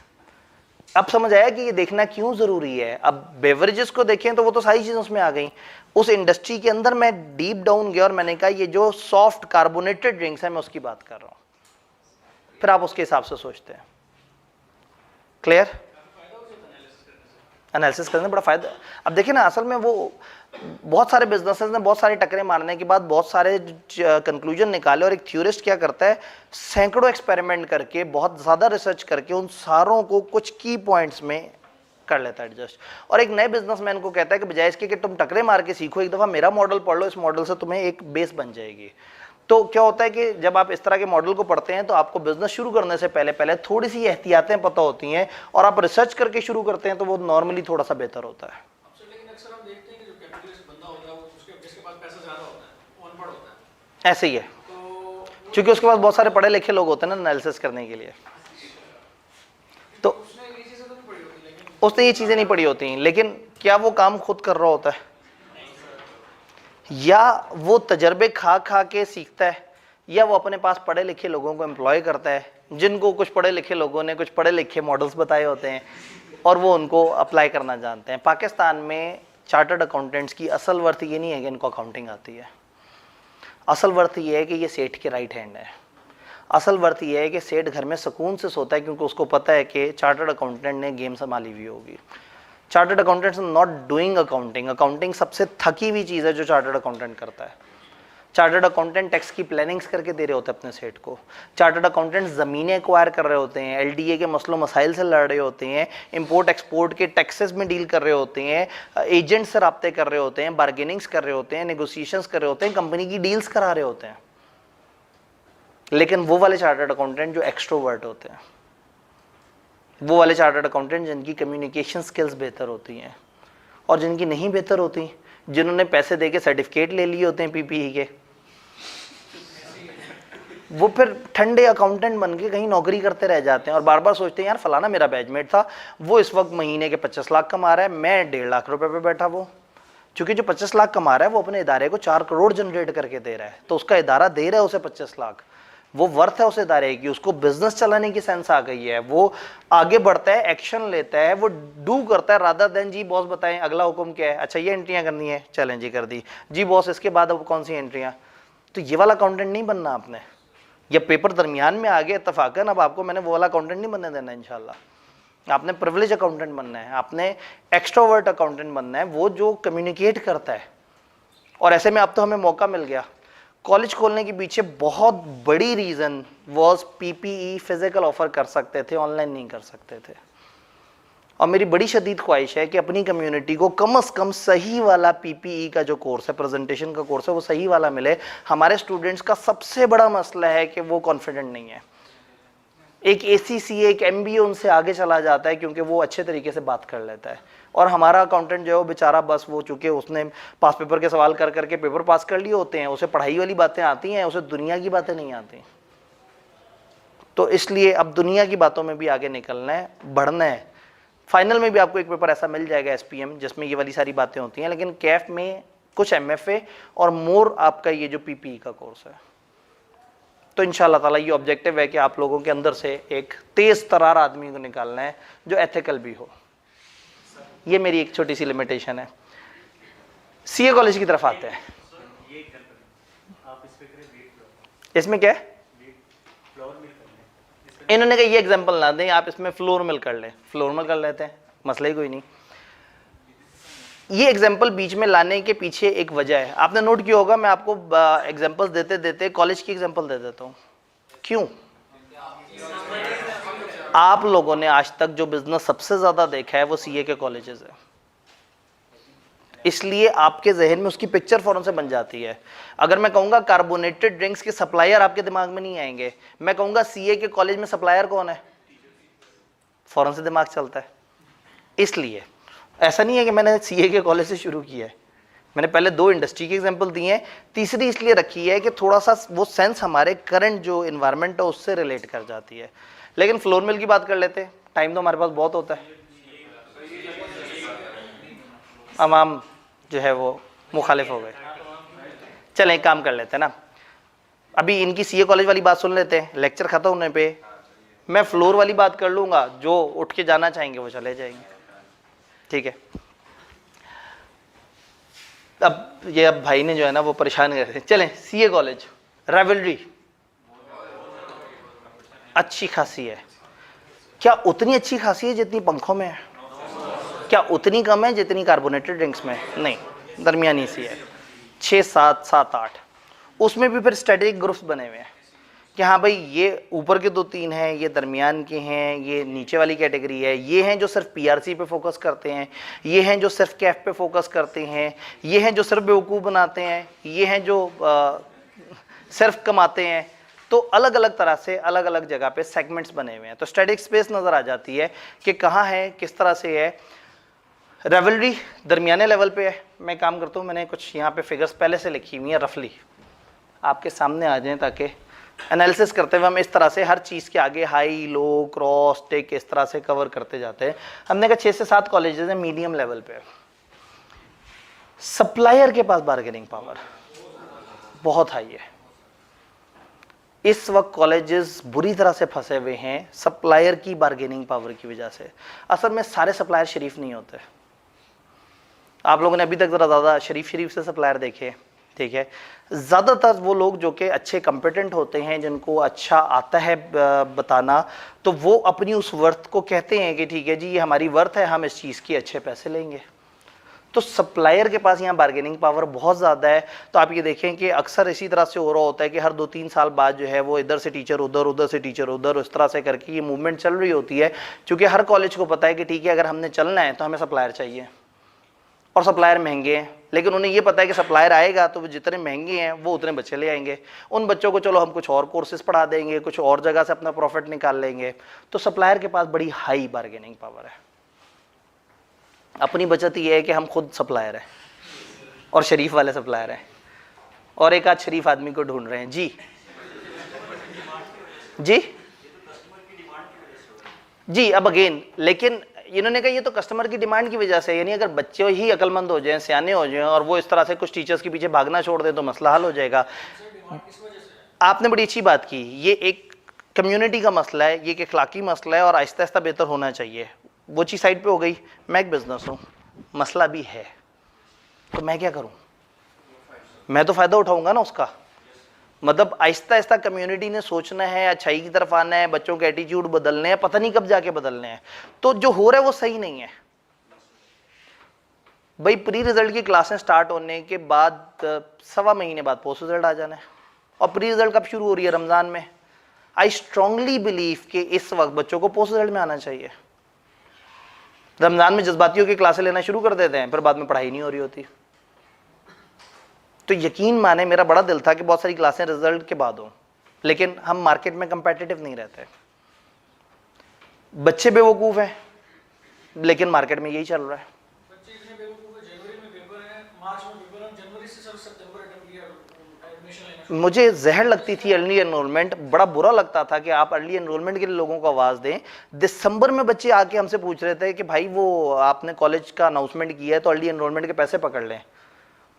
मैंने कहा यार मार्च के एंड पे क्लासें होनी। उन्होंने कहा सर वो हमारी सीट रिजर्व कर लें, हमें डर बड़ा लगा हुआ है क्योंकि कॉलेजेस ना पर बाद में सीट नहीं देते। तो बड़ी देर तक ब्लॉक करने के बाद फिर मैंने एक वीडियो दी कि भाई ऐसा नहीं है, हम अर्ली एनरोलमेंट शुरू कर रहे हैं क्योंकि बच्चे ऐसा चाह रहे हैं। लेकिन इस वक्त अगर कोई आ रहा है और ख़ास तौर पे आउट ऑफ द वे आके हमें कुछ पैसे जमा करा के दे रहा है, तो एक तो हम पैसे भी उससे मुनासिब से लेंगे, ऊपर से उसको डिस्काउंट भी दे देंगे जो 2-3 महीने पहले आके पैसे दे गया। और बाद में आने वाले भी मत डरे, हमने 35% कोटा अपना रिजर्व रखा हुआ है कि चलो कोई बाद में आए तो एक क्लास में अगर 65% सीटें फिल हो गई हैं तो हमने बंद कर देनी है उसकी एनरोलमेंट, कि कुछ लोग जिन्होंने रिजल्ट के बाद आना है उनके लिए भी मार्जिन हो। तो कहने का मतलब है कि वहाँ हम पूरी एथिकल कोशिश करते करते भी हमें नजर आया कि जब सारे ऐसा कर रहे हैं तो हमें उस तरह से करना पड़ेगा। हमने उसके बीच में से कुछ ना कुछ पॉजिटिव निकाल लिया कि कुछ ऐसा करें कि लोगों को ज़्यादा तकलीफ ना हो। लेकिन कहने का मतलब है कि when show is going on like this, तो आप भी फिर उसके अंदर उस तरह से ही खेलते हैं। मैं मानता हूँ कि पोस्ट रिजल्ट ज़्यादा अच्छी, इस सेशन में पोस्ट रिजल्ट ज़्यादा अच्छी क्लास होती है क्वालिटी के हिसाब से। लेकिन मैं क्या करूँ कि बच्चा आके कहता है सर मुझे अभी एडमिशन चाहिए, आप बैच नहीं है आपका तो मैं कहीं और जा रहा हूँ, मैं पोस्ट तक इंतज़ार नहीं करूँगा। तो हम उसे बैच देने पे मजबूर हो जाएंगे, क्योंकि businesses are running like this.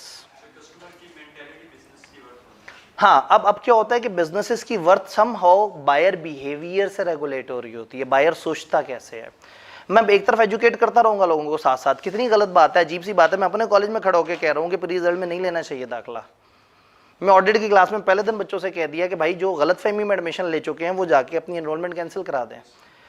Ethics भी तो साथ साथ चलाने हैं ना। ये थोड़ा मुश्किल है, लेकिन बहरहाल कोई बात नहीं, अपनी बचत सप्लायर होने की वजह से अल्लाह का शुक्र है। अगर मैं खाली एक बिजनेसमैन होता और सप्लायर कहीं से पकड़ता और कस्टमर कहीं से पकड़ता तो मैं तो रुल जाता। तो बस मेरी वाहिद बचत ये है जहां मैं ब्रेक इवन को टच कर सकता हूं कि मैं खुद सप्लायर हूं। अब आप कहेंगे ब्रेक इवन को टच, आप तो ज़हन में पता नहीं कितने करोड़ के प्रॉफिट सोच रहे होते हैं। शुरू में मुश्किल है, उसके बाद आप आदी हो जाएंगे सर उस मुश्किल के। अच्छा जी, कस्टमर्स की बार्गेनिंग पावर कैसी है?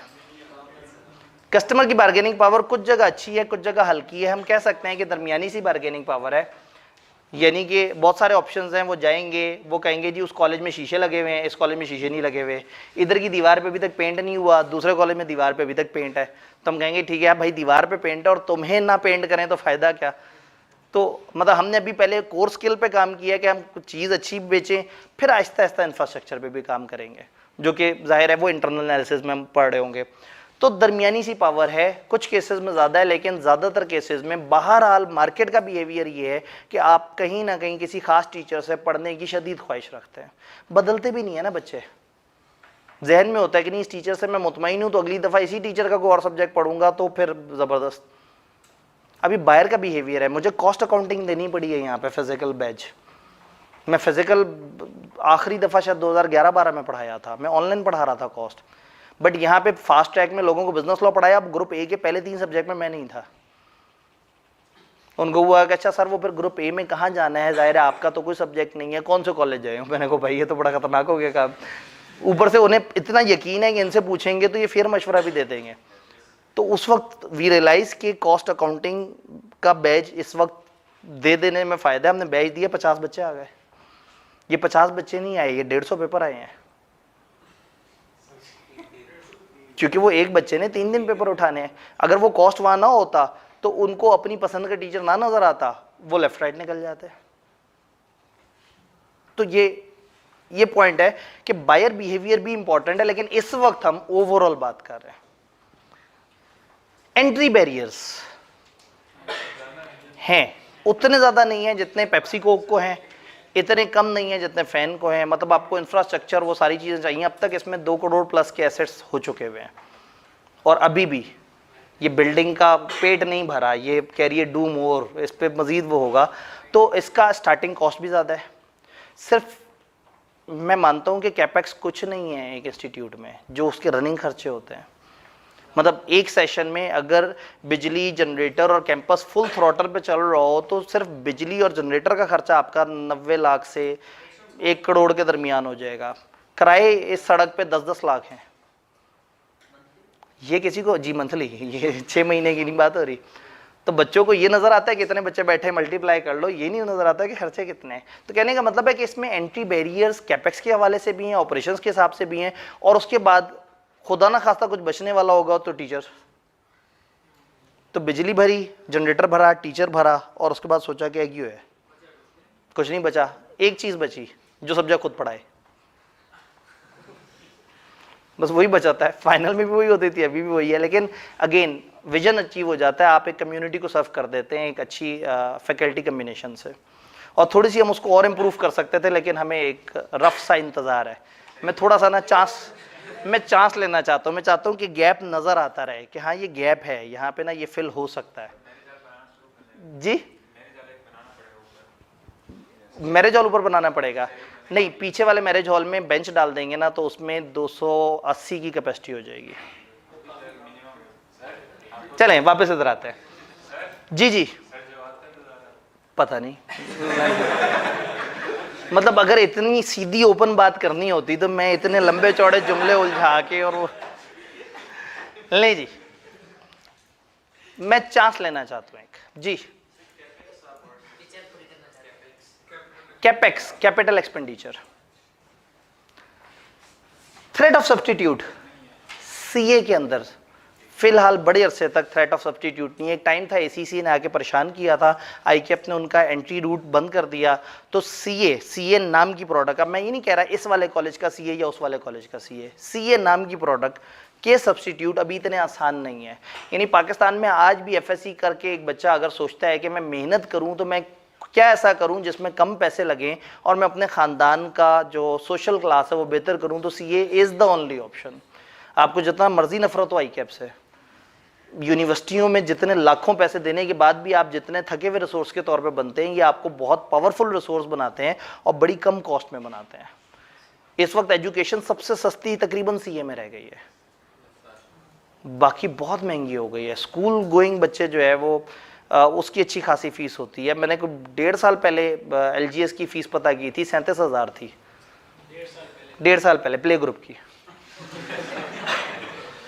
तो इस वक्त 50 पे टपी भी होगी। हाँ, वो मेरे घर के पास एक शोफात स्कूल है, $800 पर मंथ लेते हैं, पैसे लेते ही डॉलर में। उन्हें पता है डॉलर में तो बढ़ना है। अब $800 का ज़रा आप हिसाब लगाएं, 2.5 लाख रुपए एक महीने की फीस। 6,000 बच्चे पढ़ते हैं स्कूल में, 6,000 बच्चे पढ़ते हैं वहाँ। तो ठीक है, जब उन्हें पता है कि लोग आ रहे हैं तो बिजनेस बिहेव लाइक दैट। तो थ्रेट ऑफ सब्स्टिट्यूट ना होने के बराबर है। फिलहाल सीए को शुरू करके आपको ये टेंशन नहीं होगी कि कल को इसके मुकाबले वाली प्रोडक्ट्स आ गई तो अचानक से मार्केट में छा गई तो क्या होगा। आ भी गई तो आहिस्ता आहिस्ता आहिस्ता उनको टाइम लगते लगते आपने 7-8 साल निकाल लेने हैं। तो इस सब में क्या करना चाहिए, वो करना चाहिए जिसमें इंटरनल एनालिसिस बेहतर हो। एक्सटर्नल समझ आ गया, इंटरनल हम किसी और चैप्टर में पढ़े होंगे। अब जरा इसको मैं आपको डायग्राम पे बताता हूँ। मैंने क्या किया है, इसको एक डायग्राम पे, एक बड़ी प्यारी डायग्राम मुझे जीटी जो जी है एक बुक थी गोइंग थ्रू गाइड, वहाँ पे बड़ी प्यारी डायग्राम नजर आई, मैंने वहाँ से चोरी कर ली। गोइंग थ्रू गाइड्स हुआ करती थी एसीसीए में कुछ, तो मुझे उधर एक बड़ी अच्छी डायग्राम नजर आई, मैंने वहाँ से चोरी कर ली। फिर उनके जो पाकिस्तान में लोकल पार्टनर्स हैं उनसे इजाज़त ले ली। जब इजाज़त मिल गई तो मैंने अपनी किताब में डाल ली। उससे पहले मैं सिर्फ क्लास में दिखाता था, अब मैंने किताब में भी डाली हुई है इजाज़त के बाद।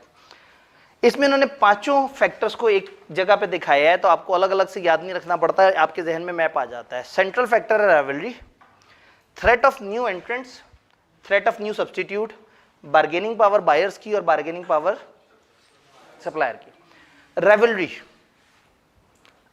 राइवलरी ग्रेट कब होगी, जब राइवल्स सिमिलर साइज के होंगे, जब मार्केट में ग्रोथ स्लो होगी। अगर बहुत ज़्यादा मार्केट में एकदम से तेज़ी से डायनामिकली नहीं फैल रही और वही मार्केट और आहिस्ता आहिस्ता चल रही है तो वही राइवल्स खेल रहे हैं। फिक्स कॉस्ट अगर ज़्यादा हो, प्राइस वॉर्स हो, ये क्या होती हैं,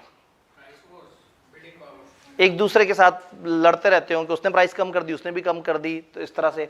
लैक ऑफ डिफरेंशिएशन, सब मिलती जुलती चीज़ बेच रहे हो। अगर किसी के पास मुनफरिद चीज़ है फिर तो मसला ही हल हो गया।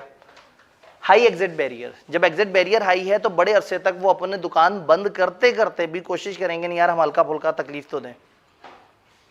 तो बैरियर्स, ये राइवलरी कब हाई होगी, वहां हमने देखा जी। ठीक है जी। अगेन राइवल्स सिमिलर साइज के, हमें गिनती के 1-2 राइवल मिल रहे हैं। मार्केट में स्लो ग्रोथ है, बिल्कुल सही कहा है। फिक्स कॉस्ट भी, प्राइस वॉर्स उस तरह से नहीं है। एक दूसरे की कार्ट में प्राइसेस, अगर ये लड़ रहे होते ना तो आज 11 रुपए की बोतल मिल रही होती। जितने बड़े जिन हैं ये एक दूसरे से वॉर करते करते अपनी क्वालिटी अपनी कॉस्ट को कम करते करते, तो इनमें कोई प्राइस वॉर्स नहीं है उस तरह से। तो ये वाला फीचर यहाँ पे नहीं हो रहा। तो पॉइंट है इसके मल्टीपल चीज़ें हैं जिनको हमने मिला के, इन्होंने 3:30 का अलार्म लगाया हुआ था कि जैसे 3:30 बजे ना, बज गए होंगे अब तक तो 3:30, तब हमारे पास से 15-20 मिनट का मार्जिन रह गया पढ़ने का, है ना। 3:30 आपकी कोई और क्लास तो नहीं, ऑडिट का टेस्ट है। चल मैं उन्हें बता दूंगा कि कुछ बच्चे अगर 10 मिनट लेट आए तो आपने उनको 10 मिनट लेट तक टेस्ट देने की ऑप्शन दें। अच्छा जी, ये बातें समझ आई कि जहां पे इसमें एक की पॉइंट जो आप इसमें ऐड कर सकते हैं, मोर नंबर ऑफ सप्लायर्स या मोर नंबर ऑफ कंपेटिटर्स, उससे ज़रा थोड़ा सा और ज़्यादा एलेबोरेटिव हो जाएगा। न्यू एंट्रेंट का खौफ, यानी कि barriers to entry. Barriers to entry, economies of scale. वो वाला बिजनेस जिसमें जब तक आप बहुत ज़्यादा बड़े पैमाने पे नहीं चलेंगे तब तक आपका काम नहीं बनेगा, वहाँ इकोनॉमीज ऑफ स्केल है। ये बहुत बड़ा एंट्री बैरियर है। यानी आप कहेंगे मैं आके अगर 100 चीज़ें बनाऊंगा तो मैं रुल जाऊंगा, अगर मैं 1.5 लाख चीज़ें बनाऊंगा तो ही मुझे फ़ायदा है। तो 1.5 लाख तक पहुँचते पहुँचते आप तबाह हो चुके होंगे। अदर कॉस्ट एडवांटेजेस, कैपिटल की रिक्वायरमेंट, डिस्ट्रीब्यूशन की एक्सेस, डिफरेंट पेटेंट्स, लाइसेंसेस वगैरह, गवर्नमेंट की पॉलिसी, एग्जिस्टिंग फर्म्स का रिएक्शन नए आने वाले के साथ वो क्या करते हैं, ये सारे एंट्री बैरियर्स होते हैं जो आपको किसी जगह एंटर होने से रोक रहे होते हैं। सर एक बिजनेस में कम मार्जिन के ऊपर 100 चीजें बेचने से ज्यादा मार्जिन में 2 चीजें बेचना प्रेफरेबल नहीं होगा? जी बिल्कुल ऐसे ही है। हर तरफ अलग अलग तरह की सोच हो सकती है, ये डिपेंड करता है कि आपके कंपेटिटर्स क्या कर रहे हैं। इंडस्ट्री हमें समझ आ गई, हो सकता है उस इंडस्ट्री में उतर के हम एक नीश पे काम करें, जैसे हमने बात की थी ना कि हम क्या स्ट्रेटेजी अपनी रखें। तो इस वक्त जो हम मॉडल पढ़ रहे हैं वो मॉडल बताता है कि कौन सी मार्केट, कौन सी इंडस्ट्री लुक्रेटिव है जहां हमें एंटर हो जाना चाहिए। तो इंडस्ट्री में एंटर होने के डिसीजंस के ये 5 वेरिएबल्स हैं। फिर इंडस्ट्री में एंटर होने के बाद अपने आप को बाकियों से कैसे डिफरेंशिएटेड रखना है वो चैप्टर 8 हमें बताएगा कि हम अपने इंटरनली अपनी कंपेटेंस, अपने रिसोर्सेज उसके ऊपर क्या काम कर सकते हैं। ये बात समझ आ रही है? थ्रेट ऑफ न्यू सब्सटीट्यूट, क्या कोई नया सब्सटीट्यूट का थ्रेट है, और अगर है तो can we find new market for our products? किस हद तक खतरा है? क्या इसको हम मिनिमाइज कर सकते हैं डिफरेंशिएशन से या लो कॉस्ट से? कि हम कहेंगे जी हमारी मतलब पंखे के बिजनेस में अचानक से कुछ और तरह के इस तरह के वो ब्लोअर्स वगैरह आ गए, अब पता लगा वो 8,000 के और पंखा 6,500 का है, तो हो सकता है मैं पंखे को कॉस्ट कम करके किसी तरह 5,000 पे ले जाऊं, तो फिर पंखे के बिजनेस को मसला ना हो उस ब्लोअर से जो दीवार पे लगा हुआ हल्की हल्की सी हवा दे रहा है।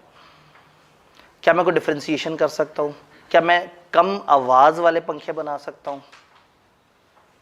परफ्यूम वाला पंखा बना दिया, एक पंखा है जो चल रहा है और हर आधे घंटे बाद हल्का सा स्प्रे ऊपर की तरफ करते हैं और धीमी धीमी सी खुशबू हर वक्त कमरे में रहती है, और सुबह सबको जुकाम हुआ होता है।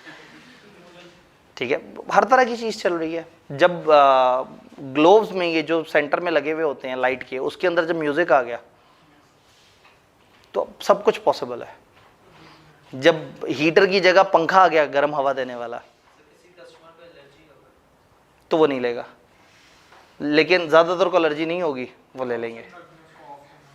उसको ऑफ करने का फंक्शन रख दे। हम उनसे कहेंगे जी आप एक महंगा पंखा लें जिसमें परफ्यूम छिड़कने की ऑप्शन है, और उस ऑप्शन को ऑफ रखें। क्यों? कि उस कमरे में अगर कभी कुछ ऐसे लोग हों जिनको परफ्यूम चाहिए तो आप उस ऑप्शन को ऑन तो कर सकें। जैसे कम्बो में ही ऑन करने वाली ऑप्शन है कि आप ऑन कर सकते हैं ऑनलाइन वाला विंग जब दिल करे।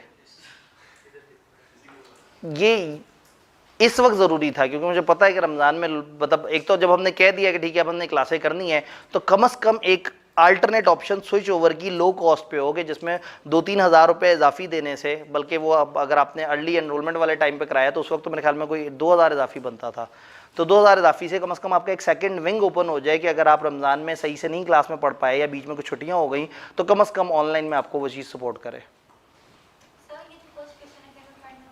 जी जी जी, अगेन हम ये कहते हैं कि अचानक से हम पढ़ा रहे हैं, हम अकाउंटिंग पढ़ा रहे हैं लोगों को, हमारे पास टीचर्स हैं, टीचर्स बड़ी अच्छी अकाउंटिंग पढ़ाते हैं, हमारे पास टीचर्स हैं बहुत अच्छा लॉ पढ़ाते हैं, टीचर हैं बहुत अच्छा बिजनेस पढ़ाते हैं, सीए की मार्केट को सवाल आ गया, फॉर एग्जांपल हम कहते हैं सीए के सब्स्टिट्यूट आ गए, तो क्या हम अपनी प्रोडक्ट्स की कोई और मार्केट ढूंढ सकते हैं? हम इन लोगों के साथ एसीसी वालों को पढ़ाना शुरू कर दें, हम इनके साथ ओए लेवल वालों को पढ़ाना शुरू कर दें, हम यहाँ पे ट्रेनिंग्स कराना शुरू कर दें, हम यहाँ पे कुछ और क्वालिफिकेशंस कराना शुरू कर दें, कुछ यूनिवर्सिटीज़ के कुछ प्रोग्राम्स यहाँ पे आउटसोर्स कर लें, तो again if there is a threat of new substitute तो आप फिर तैयार रहते हैं कि अगर सब्स्टिट्यूट आया तो मैं अपनी प्रोडक्ट्स को और कौन कौन सी जगह पर दे सकता हूँ, उससे काफ़ी एज मिल जाता है। बात समझ आई? 2 लाइनों को नहीं देखते इसमें, बाकी चीज़ें जल्दी से देख लेते हैं। वो 2 लाइंस मैं चाह रहा हूँ कि मैं डिटेल से एक्सप्लेन करूँ, लेकिन आप लोगों के चेहरे पे थोड़ी थोड़ी सी जो आवाज़ारी है उससे लग रहा है कि लेक्चर अब ज़्यादा बर्दाश्त नहीं कर सकेंगे। कहाँ पावर ज़्यादा होगी बायर्स की? जहाँ कंसंट्रेशन होगी बायर की। बायर जब ज़्यादा इकट्ठे होंगे, ज़्यादा पावर में होंगे, फॉर एग्जाम्पल हमारे पास नीचे जो है वो एक बच्चा आता है और वो साइन दिखाता है, कहता है मेरे साथ 100 बच्चे हैं और सबने 4-4 पेपर पढ़ने हैं, लेकिन हमारे ये मुतालबात है। अब वो कहते हैं 400 पेपर मल्टीप्लाई बाय इतना, ओए ठीक है जी, क्या मुतालबात है? उनके मुतालबात पूरे हो जाएंगे। चेक किया, अगर आपने अपनी पावर बढ़ानी है तो आप 100 लोग लेके आए, 100 लोगों के 4-4 पेपर लेके आए, कॉलेज आपकी बात मान लेगा। जहाँ कंसंट्रेशन होती है ना, जहाँ लोग ज़्यादा इकट्ठे होते हैं, ज़्यादा तगड़े होते हैं, ज़्यादा कनेक्टेड होते हैं, वहाँ उनके पास पावर ज़्यादा आ जाती है। अल्टरनेटिव सोर्स ऑफ सप्लाई भी एग्जिस्ट करता है। आपका कस्टमर कहीं से भी यही वाली चीज़ खरीद सकता है, तो पावर उसके पास आ जाएगी। Cost of purchase is high proportion of total cost. उसकी कॉस्ट का एक बहुत बड़ा हिस्सा है कॉस्ट ऑफ परचेज। इसका मतलब है कि वो बहुत सोच समझ के फैसला करेगा ये चीज़ खरीदने के बारे में। अगर वो पेंसिल खरीद रहा है तो इस पर उतने ज़्यादा नहीं सोचना, लेकिन अगर वो सीए का कोर्स खरीद रहा है जो कि उसके वालिद की कमाई का एक अच्छा भला पोर्शन है, तो वो अच्छी तरह से सोच के समझ के फैसला करेगा। बैकवर्ड इंटीग्रेशन का थ्रेट है, ये वर्ड मैं चाह रहा हूँ कि हम प्रॉपर एक्सप्लेन करें अगली वाली क्लास में। लो स्विचिंग कॉस्ट, उनकी स्विचिंग कॉस्ट कम है। इस पे नहीं गए उस पे गए, उस पे नहीं गए तो उस पे गए। आप हमारे पास कॉलेज में आए और हमने कहा कि जी ये चीज़ ऐसे होगी, आपने कहा जी ये तो आप जुल्म कर रहे हैं, हमने कहा फिर जो करना है कर लो। उसने फ़ौरन से स्विच किया, 200 मीटर दूर गया और एक और कॉलेज में एडमिशन ले लिया। 200 मीटर ज़रा ज़्यादा फासले पे बनता है। मैंने ना पूरा हिसाब किताब लगा के आपको वो पुरानी जगह पे छोड़ के आया हूँ। अच्छा, तो कहने का मतलब ये है कि उसकी स्विचिंग कॉस्ट आसान है। एक बच्चा किसी तरह से दिन में चिंची पे बैठ के कोई ना कोई बस सवारी वगैरह वाली पकड़ के और पहुंचा एक ऐसी जगह जहां से फौरन से निकल के किसी और कॉलेज पहुंचना आसान नहीं है। उन्होंने कहा जी ये इस तरह से 3 पेपर हैं, तुम्हारे साथ ऐसे ऐसे करेंगे। उसने कहा आप जुल्म करो। उन्होंने कहा ठीक है, तुमने वो पेपर कहीं और से पढ़ने पढ़ लो। अब बच्चे को पता है कि मेरी स्विचिंग कॉस्ट बहुत ज़्यादा है। पेपर को कहीं और से पढ़ने का मतलब मेरे पास एक बाइक होनी चाहिए जिससे मैं इजीली कहीं भी फ़ौरन ट्रैवल करके चला जाऊं। वो फिर मैं उसकी वो कॉस्ट भरूं, वो टाइम मैनेज करूं, तो स्विचिंग कॉस्ट उसकी ऑटोमेटिकली ख़राब हो जाती है। तो स्विचिंग कॉस्ट जहाँ पे कम है लोगों की, जहाँ लोग फ़ौरन से ब्रांड स्विच कर सकते हैं, तो वहाँ पे बायर के पास पावर ज़्यादा आ जाएगी। Buyer have low profits. Buyer की जब प्रॉफिट्स कम है ना, तो फिर वो बहुत सोच समझ के ध्यान से फैसला कर रहे हैं। बायर है फुल इन्फॉर्मेशन, और बायर को इन्फॉर्मेशन भी पूरी है। आज हम किसी को बेवकूफ़ नहीं बना सकते, फेसबुक पे पोल क्रिएट करके बेवकूफ़ नहीं बना सकते, इंटरनेट पे आवाज़ लगा के बेवकूफ़ नहीं बना सकते। बच्चे को पता है सारा कुछ है, वो इंटरनेट पे शुगल मुगल करता है, असल में जाके वो काम करता है जो उसने करना होता है।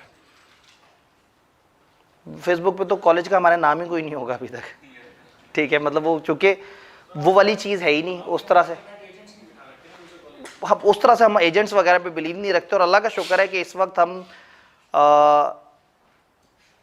तकरीबन 3rd और 2nd के दरमियान है लाहौर में एनरोलमेंट्स में इस वक्त। अभी हमारा जो ग्रुप ए के 1-2 बैचेज हैं जो कि अगले वीक शुरू होने हैं, जिसके बाद गेम ऐसे हो जाती है कि हम तकरीबन नंबर 2 पे आ जाते हैं पहले ही सेशन में, अल्लाह का शुक्र है। जबकि हमारा फेसबुक पे कोई विंग नहीं है उस तरह से। हमारा तो अपना पेज भी बेचारा कमज़ोर सही है, गरीब सही पेज है। ओए ये तो बड़ी खतरनाक बात है। अच्छा, हमारे पेज पे यूज़र भी कुछ भी कर सकता है, कॉलेज का नाम ही बदल सकता है। चले ये काम की बात है, इसको मैं ज़रा पूछता हूँ टीम से, यार इतनी भी लुटनी मची हुई होनी चाहिए। हम सादा हैं लेकिन इतना सादा नहीं जी। Second, buyer have low profit. जब बायर के प्रॉफिट्स कम है, जब बायर को कम प्रॉफिट्स मिल रहे हैं, यानी कि बायर आपसे चीज़ खरीदेगा, आगे बेचेगा, उसको आगे से प्रॉफिट कम मिलेगा, तो इसका मतलब है कि उसके पास मार्जिन कम है। जब उसके पास मार्जिन कम है तो वो अच्छी तरह से नाप तोल करेगा, भावताव करेगा, 4 दुकानें फिरेगा, फिर चीज़ खरीदेगा। जो जिसने आपसे चीज़ खरीदनी, हम एक बिजनेस, हमने किसी को चीज़ बेची, उसने आगे बेचनी है, अगर उसका अपना प्रॉफिट कम है तो वो कोशिश क्या करेगा अपना प्रॉफिट बढ़ाने के लिए, कहाँ से मार्जिन निकाले, हमसे खरीदते हुए कोशिश करे कि ज़्यादा से ज़्यादा डिस्काउंट मिल जाए, तो उनके प्रॉफिट्स कम है। हाँ, बायर की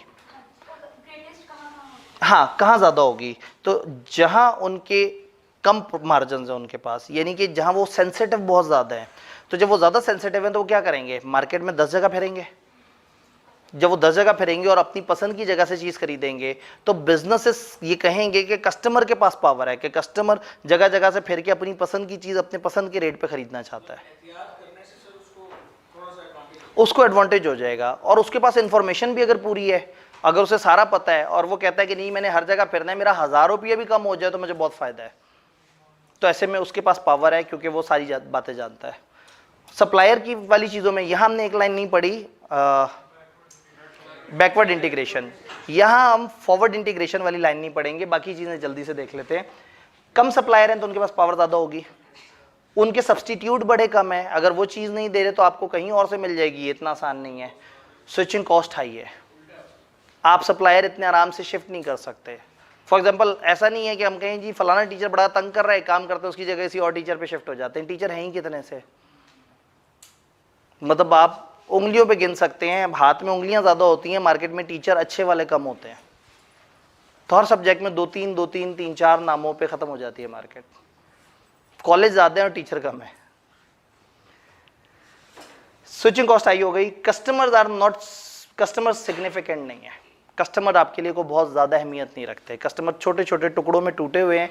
तो हम ये कहते हैं कि जो सप्लायर है वो एक्सप्लॉइट करेगा कस्टमर को। हम पावर किसकी देख रहे हैं, सप्लायर की। इस सप्लायर का कस्टमर कौन है, हम। अगर हम उसके लिए ज़्यादा सिग्निफिकेंट नहीं है, उसको सप्लायर को है कि अच्छा ठीक है जी आपको ये मसला है, मैं कहीं और चला जाता हूँ, अगर वो ज़्यादा बॉदर नहीं करता, अगर हम उसके लिए ज़्यादा सिग्निफिकेंट नहीं है तो फारिग हो जाएगा। ऊपर से अगर सप्लायर की प्रोडक्ट डिफरेंशिएटेड हो, हम कहें यार क्या बात करते हो, चार्टर्ड अकाउंटेंट भी है बंदा, 10 साल से पढ़ा भी रहा है, पढ़ाएगा भी अच्छा, आपने कहा नहीं सर वैसा नहीं पढ़ाएगा। डिफरेंशिएटेड प्रोडक्ट है ना, हर टीचर की अपनी अपनी कोई ना कोई स्पेशलाइजेशन मशहूर है, अपना अपना कोई चीज़ पैटर्न मशहूर है कि ये टीचर इस चीज़ को इस तरह से करता है, ये टीचर प्रैक्टिस इस तरह ज़्यादा कराता है, ये टीचर लॉजिक पे ज़्यादा बात करता है। डिफरेंशिएटेड प्रोडक्ट है सप्लायर की, तो फिर सप्लायर के पास पावर आ जाएगी। डन। 2 लाइन्स हमने नहीं पढ़ी, हमने पोर्टर की 5 फोर्सेस को समझने की कोशिश की। तो आपके पास किताब में एक सफ़ा जिसपे ये कौन सा पेज है 40, आपके पास किताब में पेज नंबर 40 है, आपने इस 40 पेज को पढ़ना है और थर्सडे को पहले इस पे डिस्कशन होगी। हमने अभी तक जितना पढ़ा है, ये जब इंपॉर्टेंट चैप्टर ही 2-3 है तो मैं पूरे सिलेबस को लिखने का ना कहूँ, लेकिन मैं ये 3 चैप्टर लिखने का तो कह सकता हूँ। इन 3 चैप्टर्स को अगर आप हाथ से लिख के कर लेंगे ना तो आपकी जो रिटेंशन है वो थोड़ी बेहतर हो जाएगी। लॉजिक समझाने की मेरी पूरी कोशिश होगी यहाँ, लेकिन बाद में रिटेंशन जो है वो बेहतर हो सकती है। तो आप सबसे खुदा